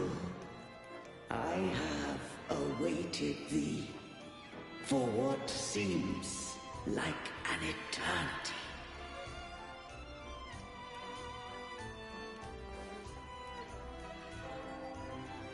Lady Arbiter, I am ensnared.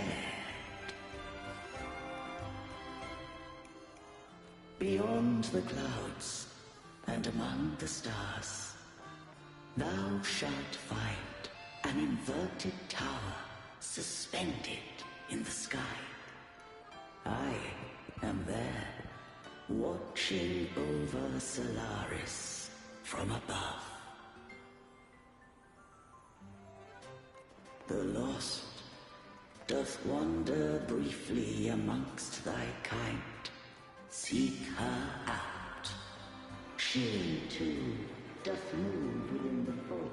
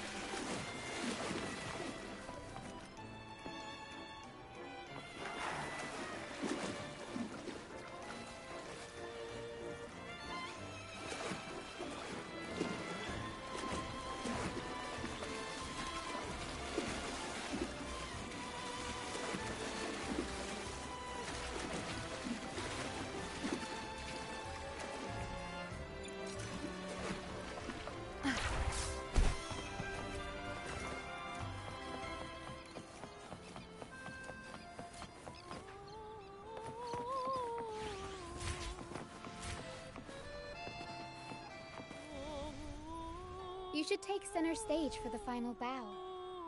Hear that? The thunderous roar of applause. At last.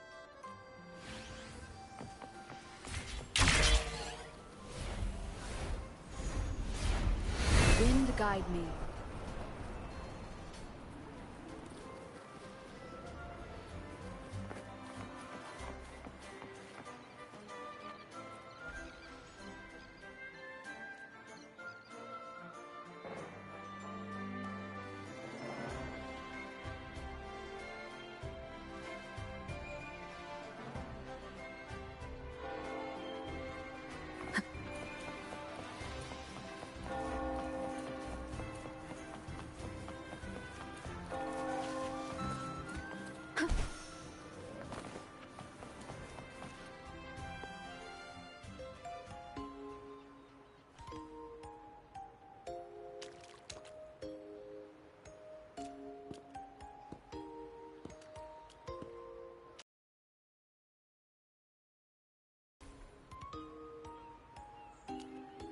The next move is...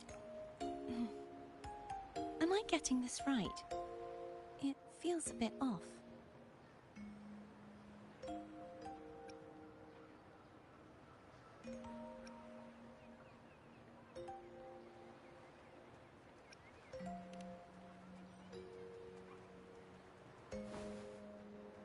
You are... No, never mind. Anyway, your performance was splendid.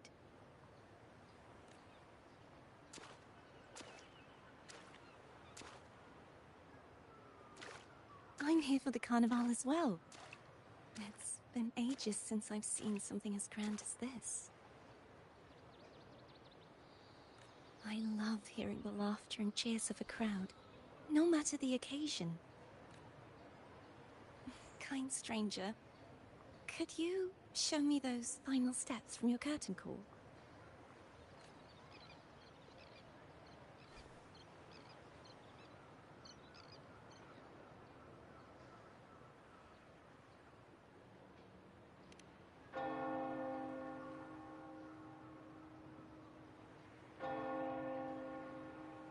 I'm sorry, but I can't stay here any longer. I must return.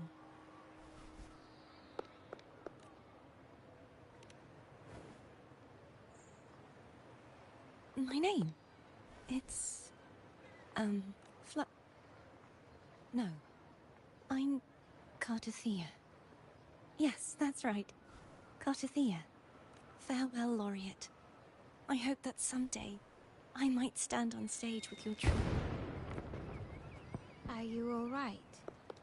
Some family members mentioned you were speaking to a wall. I'm worried you might still be under Frivola's spell. See who?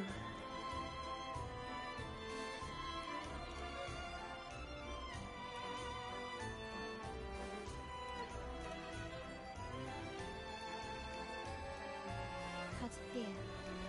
I'll make a note of it. If she was indeed here, she is likely still in Raguna. I will have my family start searching. There are still many unresolved questions regarding the Order and the Sentinel. We need time to sort through what we've gathered. Rushing into action now might only alert the Order's spies and disrupt what we've worked so hard to protect. You're right. Cartathea. I will have my family find out more about her. If we find out anything, I'll contact you, and we can discuss our next steps together. Until then, as you suggested,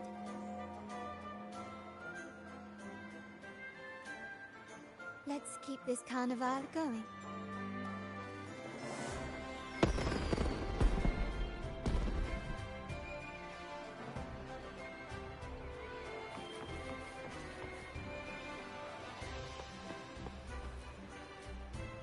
Cartathea. I will have my family if we find out. Let's keep this.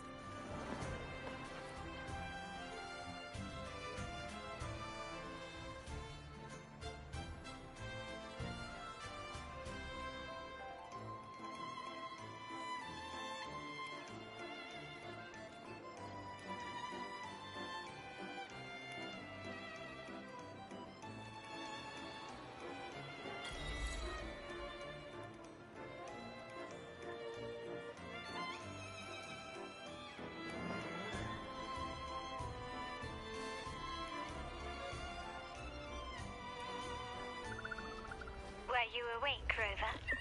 I trust you had a restful sleep. We have uncovered some new information about the Sentinel. Please join us at the family safe house. I've sent the address to your terminal. Brant and Rotia are also here. We are awaiting your arrival.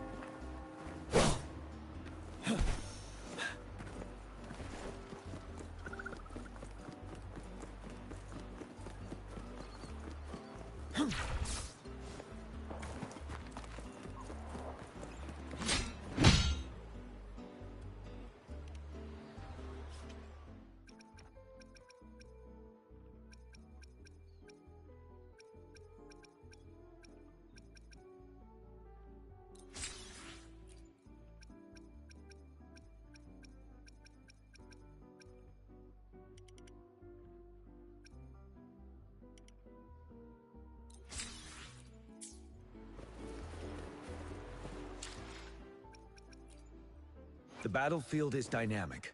Do not let your guard down.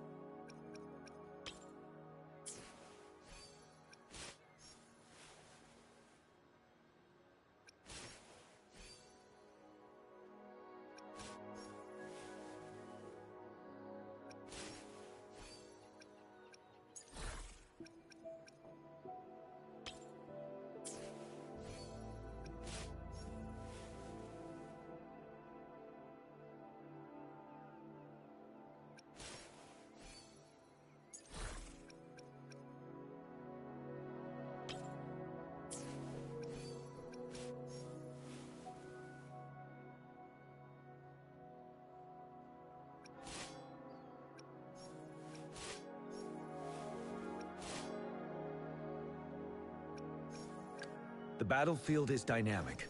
Do not let your guard down.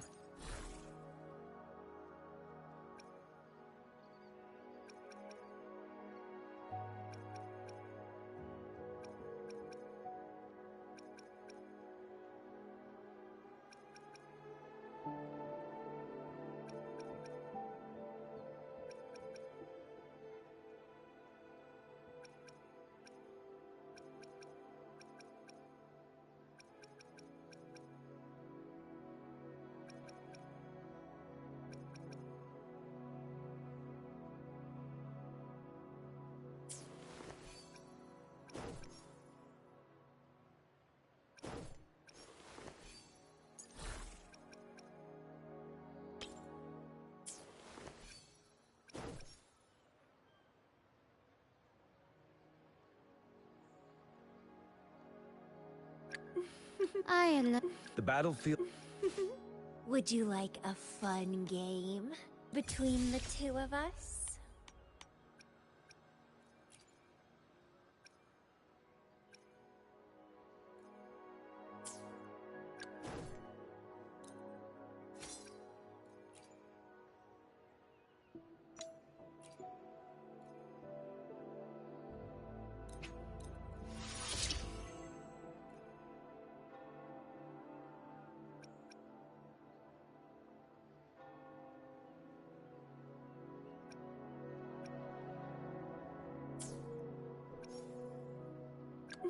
I alone will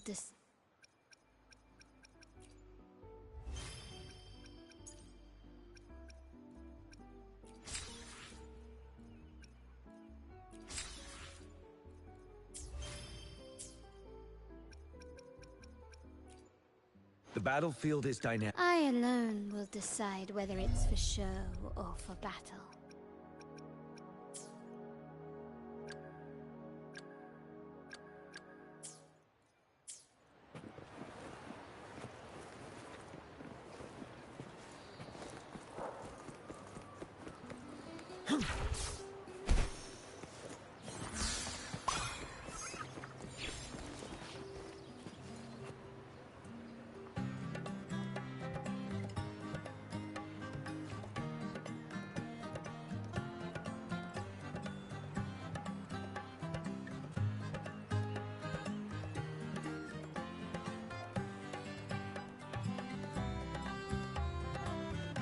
Can you keep up?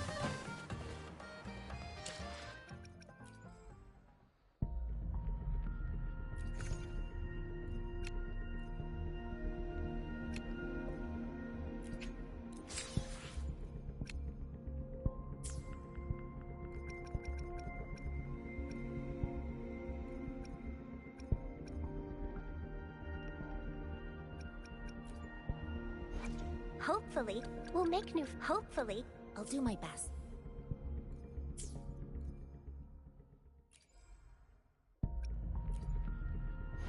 Anything I can help you with?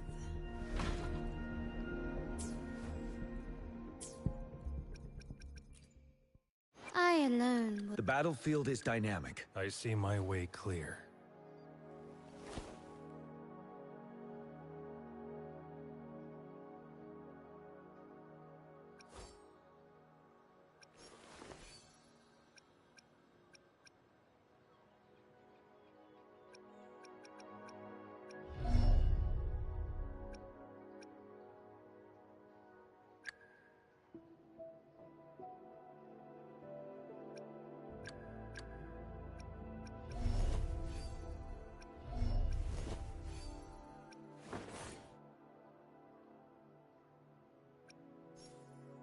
Anything I can help you with? Gotcha, didn't I?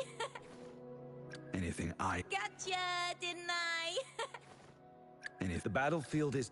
I alone will Let me be there for everyone, as we head toward our shared future, leaving the past behind.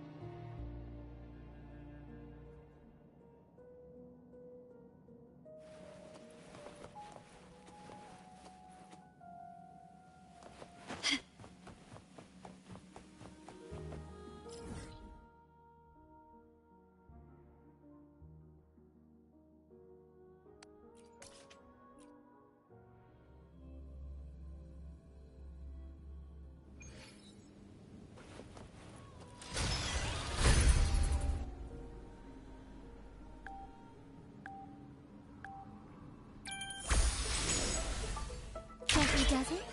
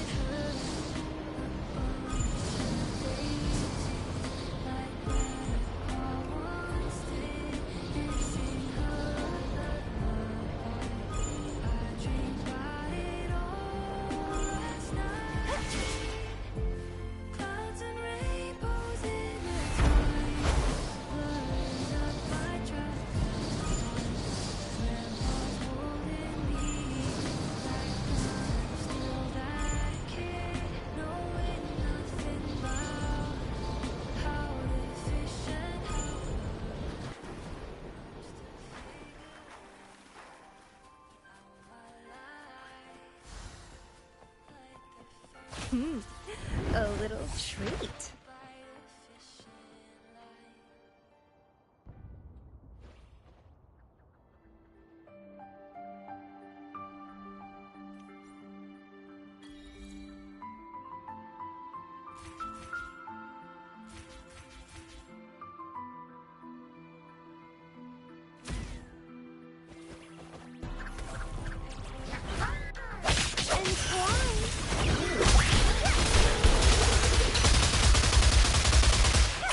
Don't run! Keep the dance going!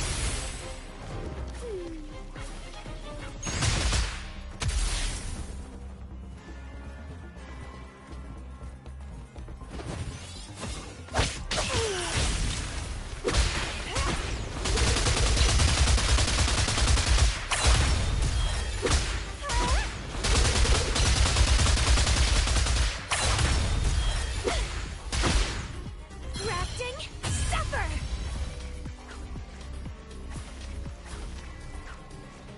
Pruning.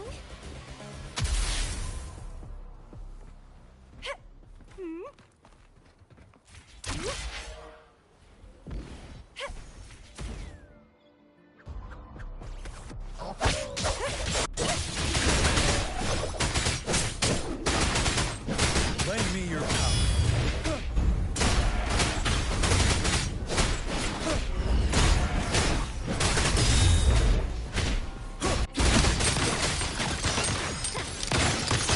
Found your weak spot.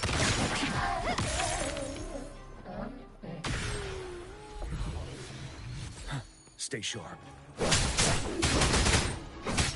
Break! Fear no more.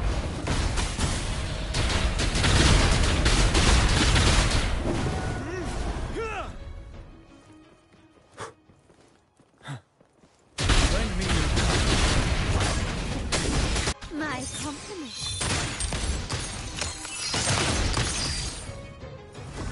Take this!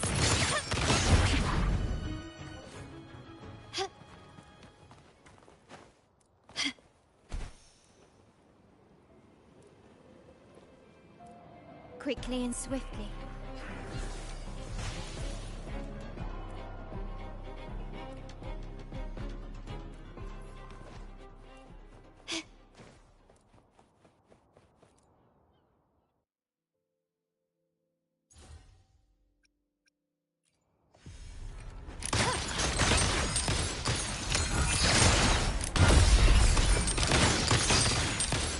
Running won't save me.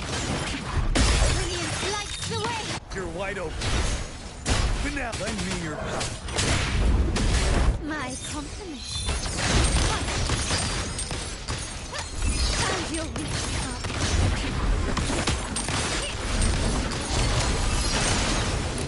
Still recognize. Struggle harder! Entertain me! Vitality. Sour!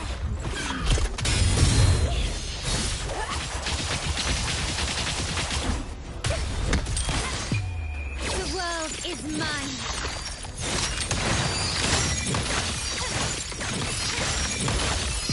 In the name of the Montana. Still Ready for battle. recognize me. Lend me your power.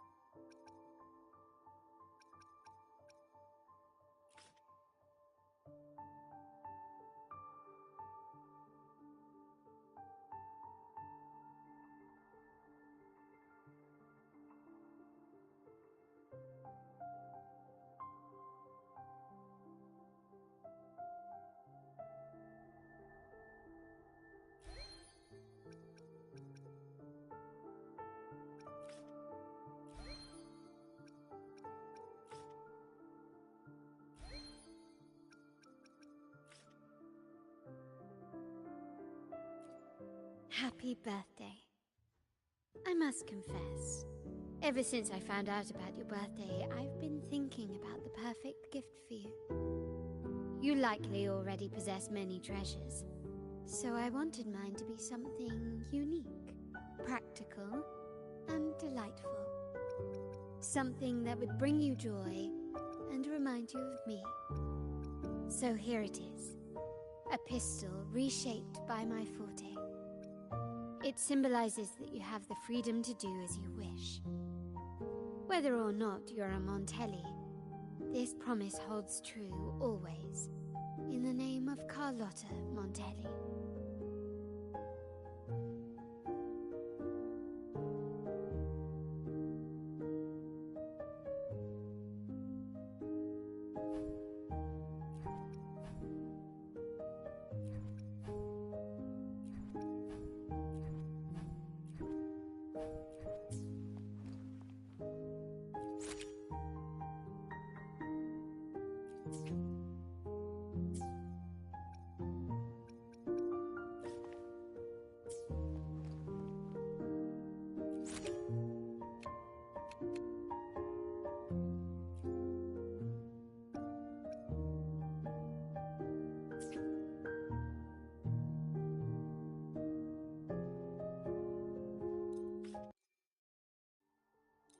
Happy birthday. I must confess,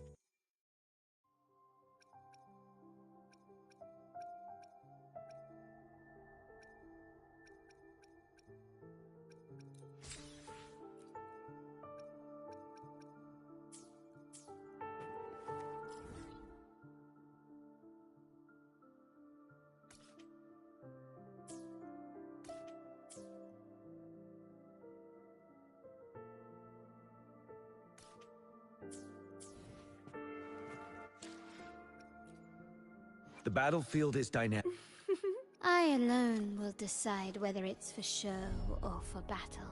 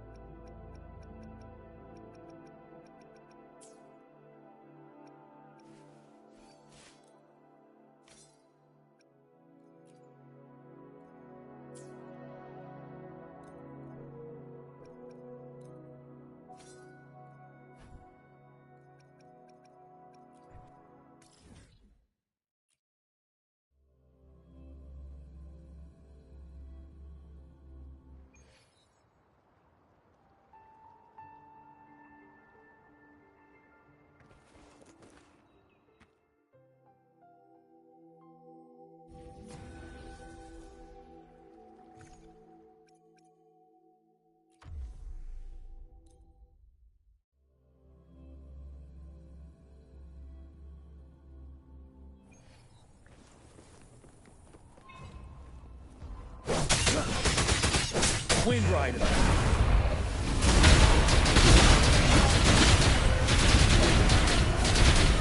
Lend me your... My compliments.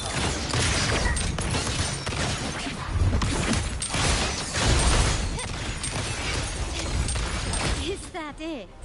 Brilliant lights the way! Victory favors me!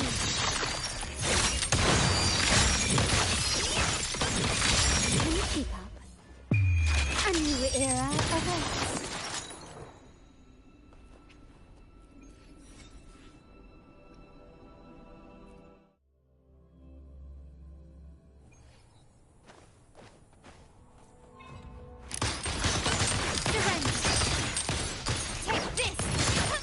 Wide open. Open now. Don't you worry.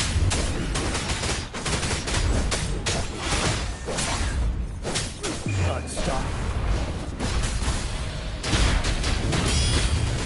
My compliments. You will yield.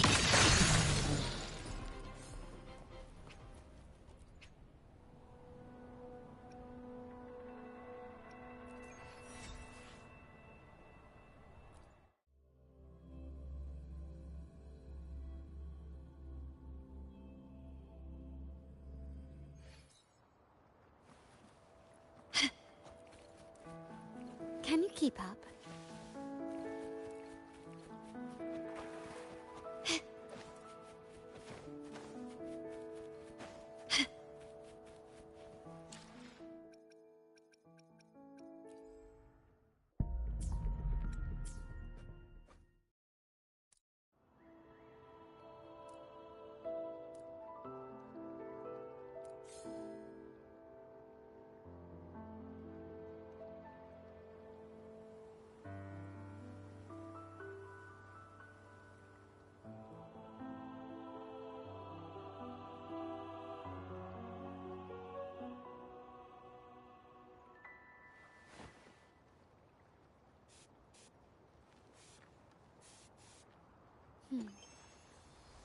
Bang. The white has been dyed red.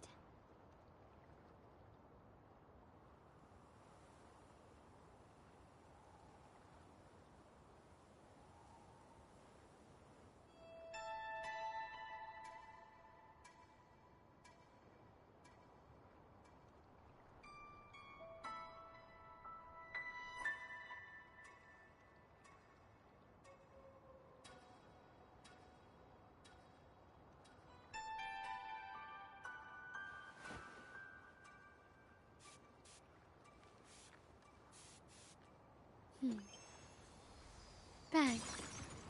The white has been dyed red.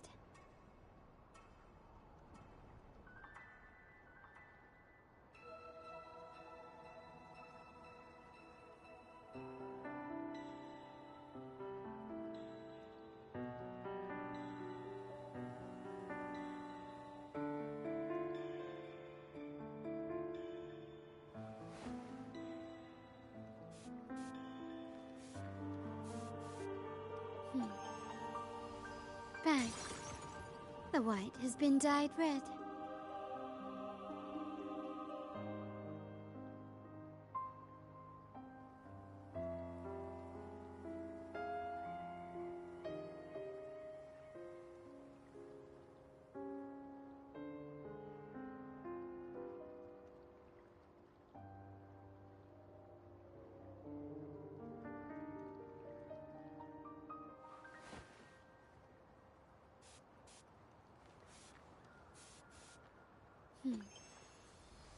Bang. The white has been dyed red.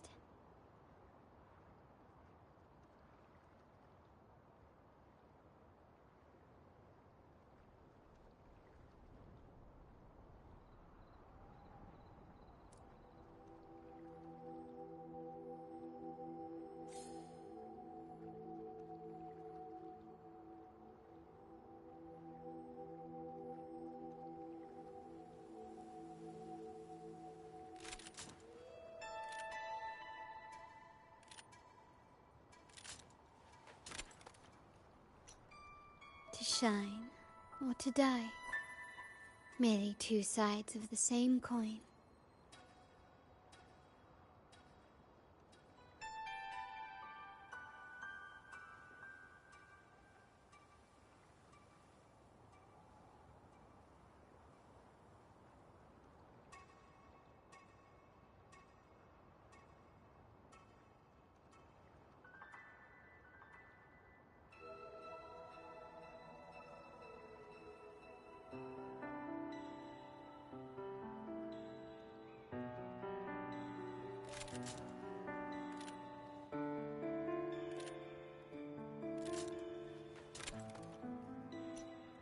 To shine or to die. Merely two sides of the same coin.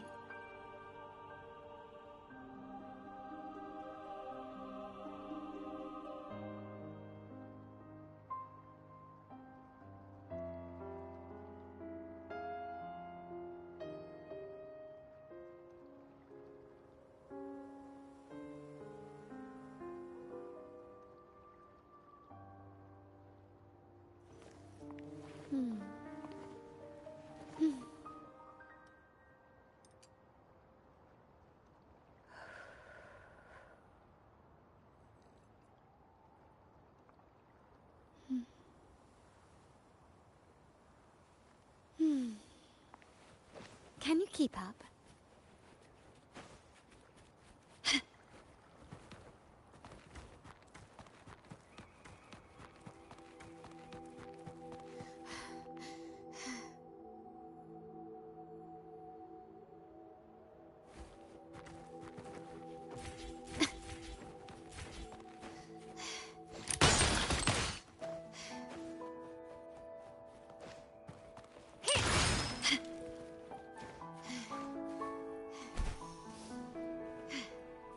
Quickly and swiftly.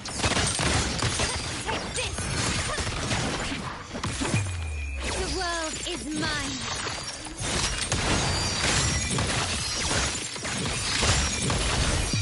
In the name of the Montpellier. You're wide open.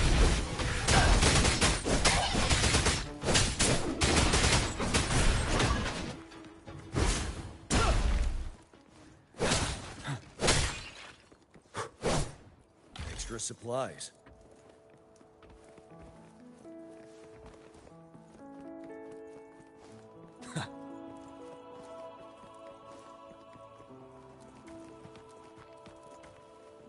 A good vantage point.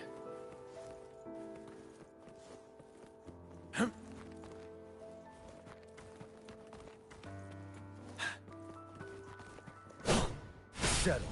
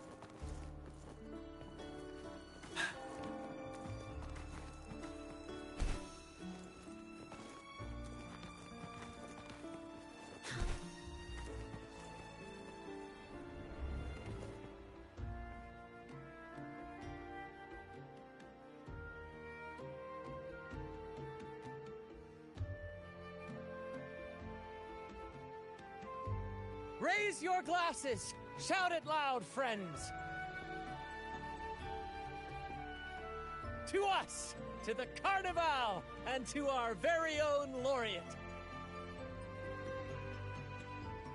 A name that echoes through the world, destined to roam the skies before shaking the earth!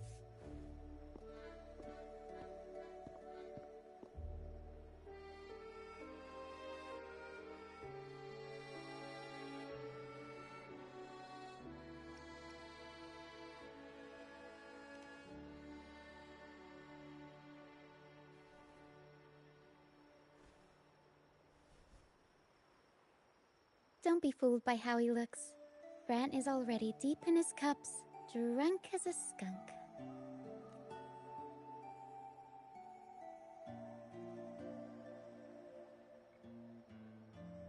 let him enjoy himself.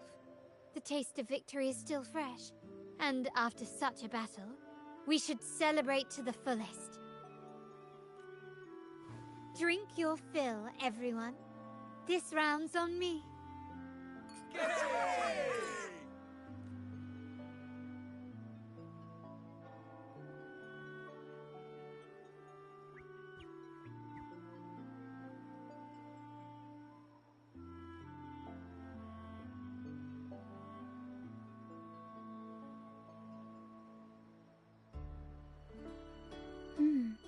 I see someone's been eavesdropping.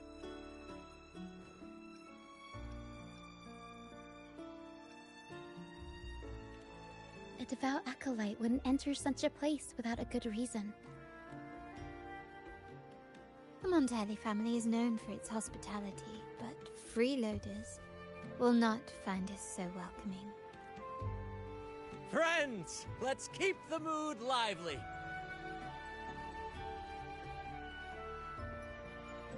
Come, let's discuss the information we've gathered so far. During the carnival, you heard the Sentinel's voice and found a girl named Cartathea. We've dug up some information on her. In the Order, every high-ranking acolyte is given a new name. We contacted the acolyte Phoebe. After some digging in the Order's records, she confirmed that before taking on her holy title, the Blessed Fleur-de-Lis was called Cartathea. But the Blessed Maiden, she martyred herself 20 years ago.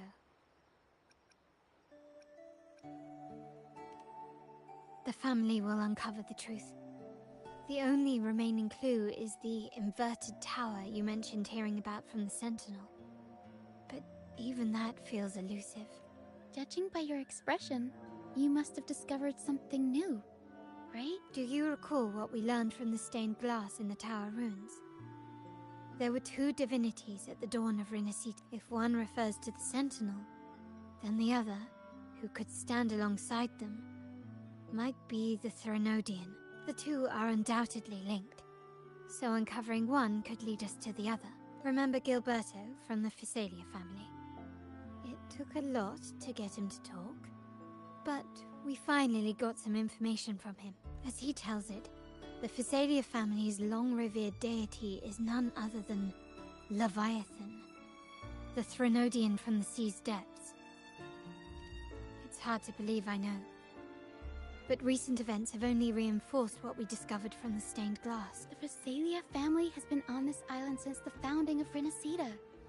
So their worship of the Threnodian may have persisted for centuries. We will attempt to establish contact with the Physalias to build an alliance and gather more intelligence. Rest assured, negotiation is what we do best. If necessary, we'll present them with an offer they can't refuse.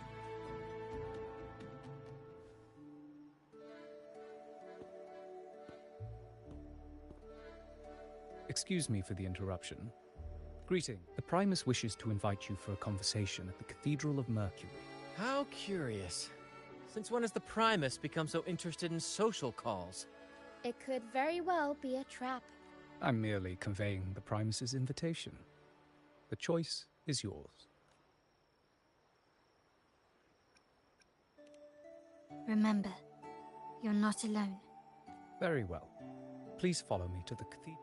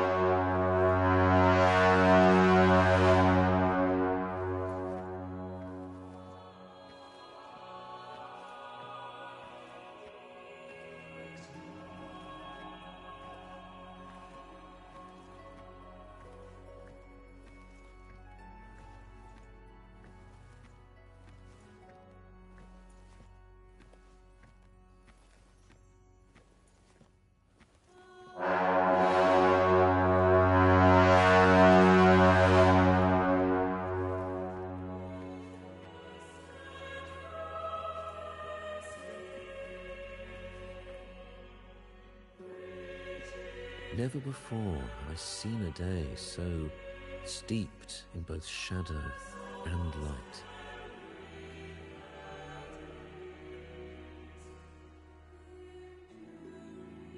The birds sing, the flowers bloom, yet this world knows neither true joy nor eternity. Come closer, righteous one. There's no need for hesitation. I am Fenrico, the Primus of the Order of the Deep. Your deeds have reached my ears, and I have long wished to meet you. Alas, the burdens of this world delayed our meeting until now. I beg your pardon for the wait. Please accept my respect for you. You and your troop have shown great talent and ambition, breathing new life into Ragusa. I ask you to deliver this message to your companions. From this day forth, the troop shall have permanent rights to perform within the city.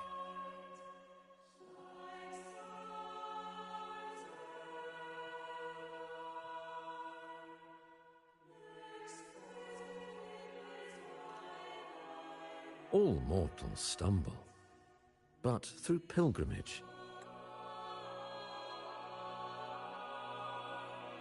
they have cleansed their souls and atoned for their transgressions.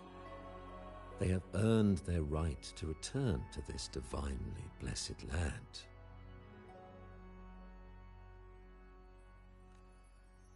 I understand that questions weigh on your heart. In the presence of a just divinity, speak freely, and I will answer with all the honesty I possess. By the great Sentinel Imperator, I swear to you, there shall be no deceit in my words.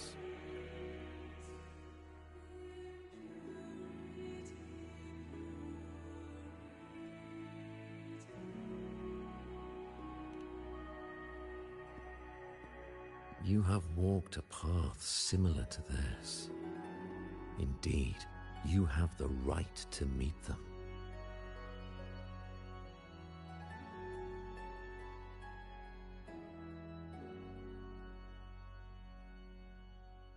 However, due to the Dark Tide 2 decades ago, the Sentinel's body was gravely wounded and remains in a state of recovery.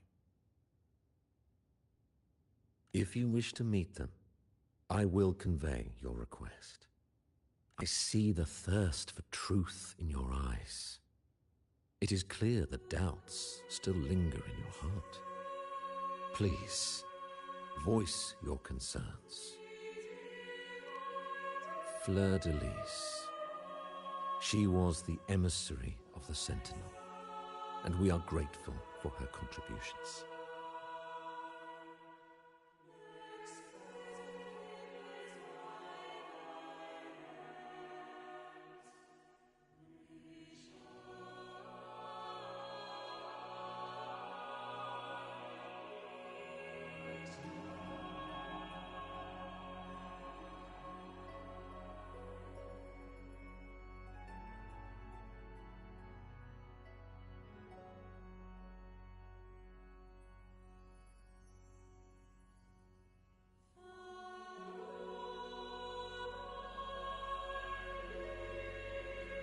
"20 years ago, during the Dark Tide, she sacrificed herself to seal the calamity. She fulfilled her duties in this world and returned to the divine embrace. Do you know how the Dark Tide came into being?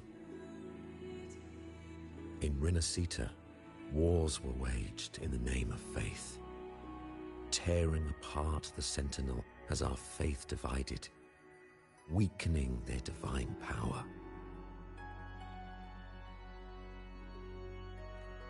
The Dark Tide's true essence is the divine blood shed from the Sentinel's wounds. gods.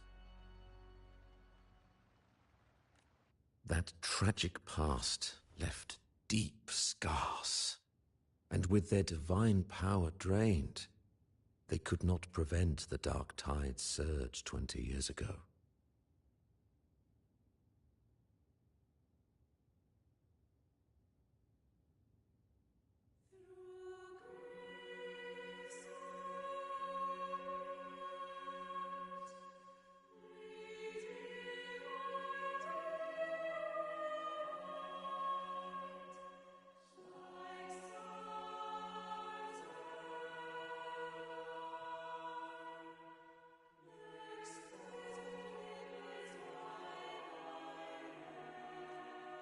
The Blessed Maiden chose to martyr herself.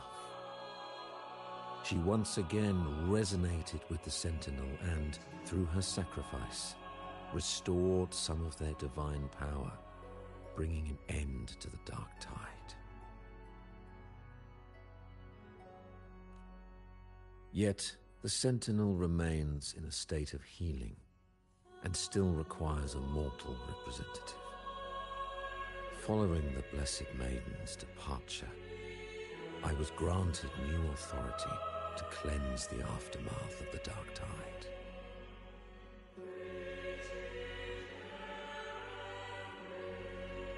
I received the divinity's blessing and became the new Enlightened One. By their will, I fulfill the tasks left unfinished in this world.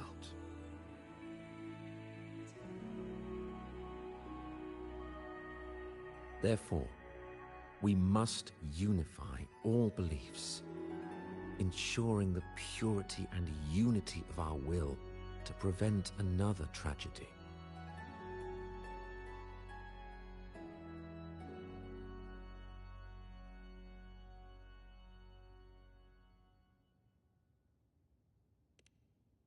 He said she once again resonated with the Sentinel. Was that really a second resonance awakening?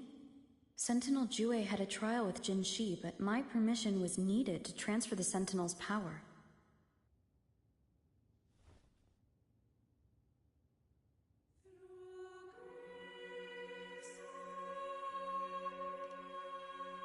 I swear, my words are without deceit. I see in your eyes that you have walked further on the path of justice than I anticipated. Oh, dear Sentinel, please. The Dark Tide brought us a blood-stained lesson. To keep our people from faltering, I bound myself to silence, locking away what I witnessed on that fateful day. Fleur-de-Lis, the unrighteous, deceived us all. She was not the Blessed Maiden chosen by the Sentinel. The true Maiden has yet to reveal herself.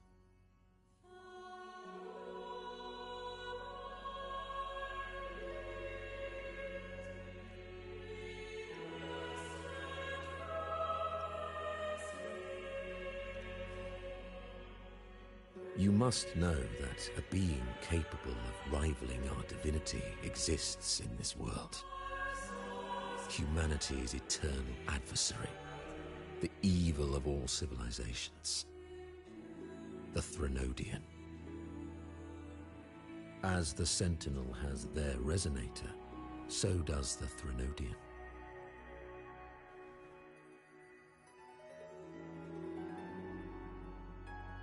Fleur-de-Lis was shaped, both body and spirit, by our ancient enemy. Her actions were intended to plunge this city into fear and chaos. This is the truth I witnessed. Fleur-de-Lis was the Threnodian's resonator.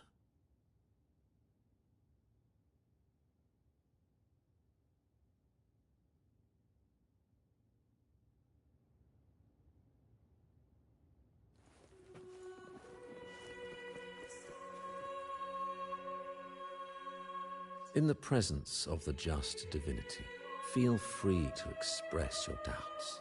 I swear by the great Sentinel Imperator, We must create a land that aligns with the Sentinel's vision. We must purge this land of individuals who stray from the righteous path to ensure that our collective will remains unified and pure. However, we honor the deeds of Napoli II, the founding Primus, and offer those who have strayed a chance for atonement. The pilgrim's sail follows Napoli's path. He too once endured this arduous journey, yet emerged victorious, earning an audience with the Sentinel. The trials are not mere sufferings, but steps toward redemption. The penitent who confront the trials with sincerity will be allowed to return to the Divine's embrace.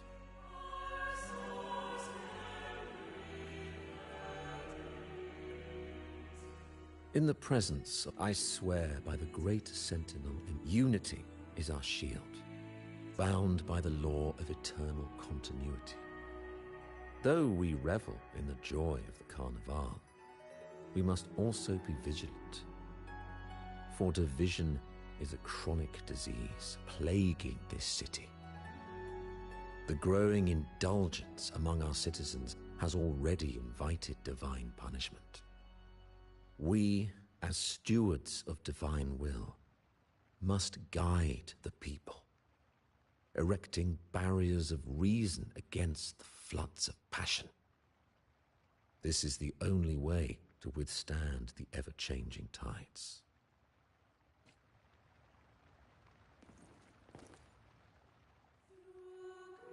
In the presence of the just divinity, feel free to express your doubts. I shall speak without reservation. I swear by the great Sentinel Imperator, we uphold the Sentinel's principles of justice. The gates to our divine land remain open to all who seek it. This is a city of inclusiveness, welcoming all visitors, including those who try to overstep their bounds. These charlatans misled our people with lies and flattery, diverting them from the divine will. But your timely intervention corrected their course, sparing them from a ruinous fate. Once again, I offer my sincerest gratitude.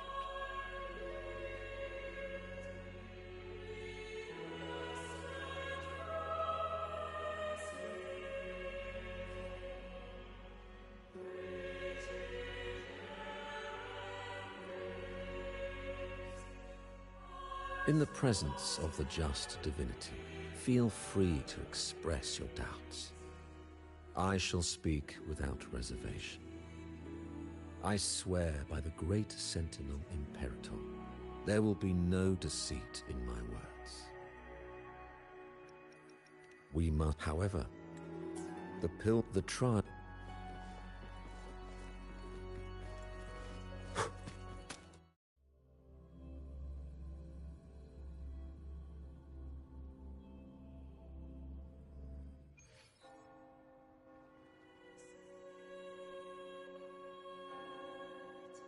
How can that be? That blessed maiden, could she really be the Threnodian's resonator? What if the Primus's words were a bunch of baloney?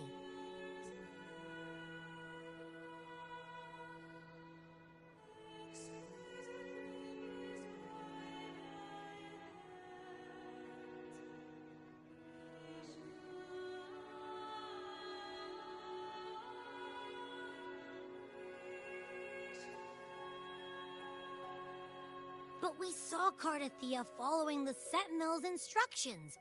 They wouldn't mix up their own resonator, right?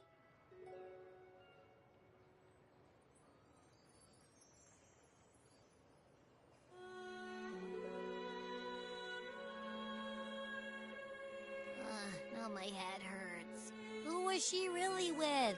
The Sentinel or the Threnodian? Well, probably won't get any more answers from him.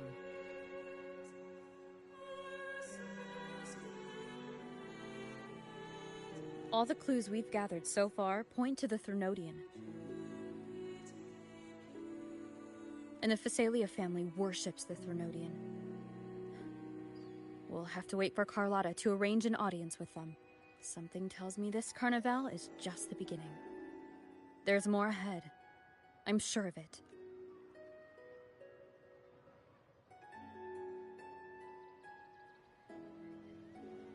Frolova, you do have a knack for indulging in pointless little chores.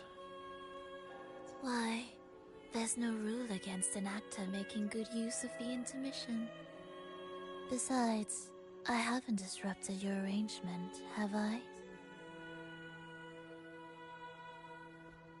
The one from a faraway land who discerns the truth dares to raise their sword against the divine. In response, the slumbering gods break free from their shackles, revealing their true forms. The possibility of the second resonance awakening is now a certainty, so we just need to see if that special resonator truly exists.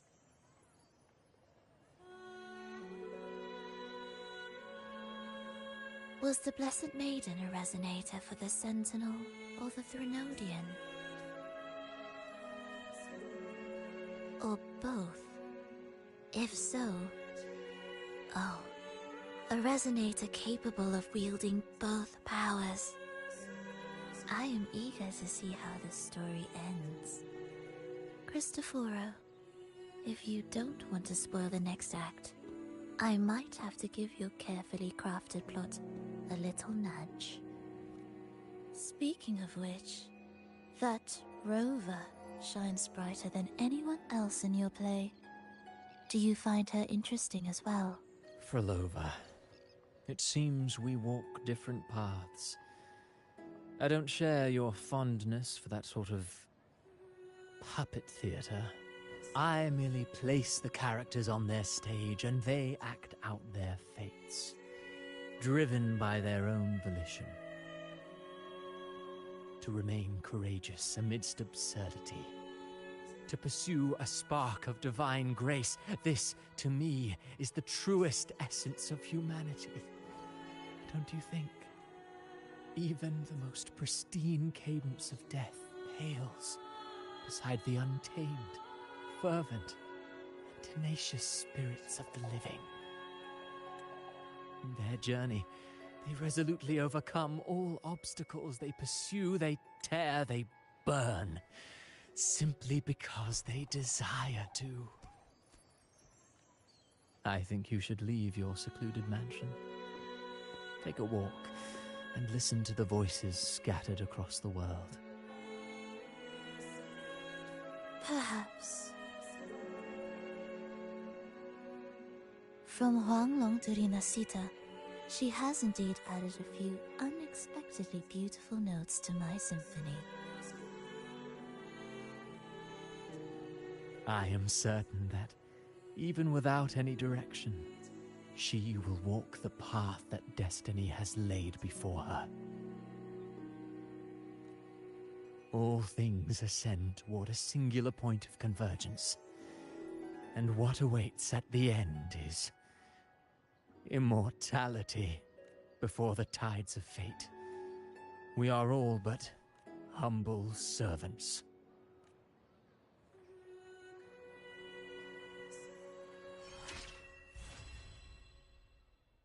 Hello? Do you mind dropping by the Strand when you have time? Brent and Bartolino are away, and they put me in charge of the welcoming proceedings. I'm feeling a bit nervous about it. Part of me just wants to crawl into my box. Pero is all stressed out because of me.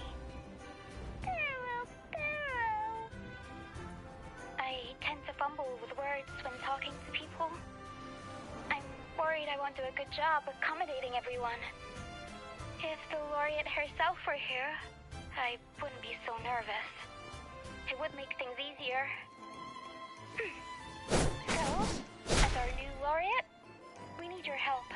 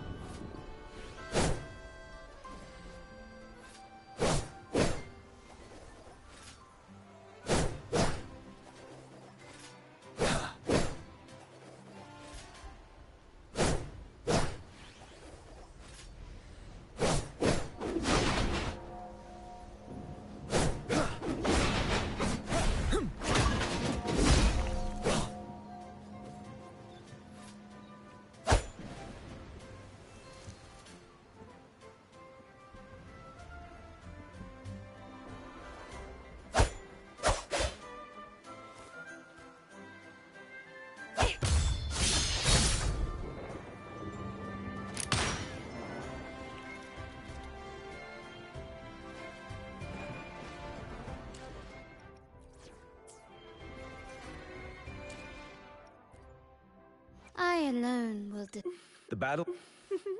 Would you like a fun game between the two of us?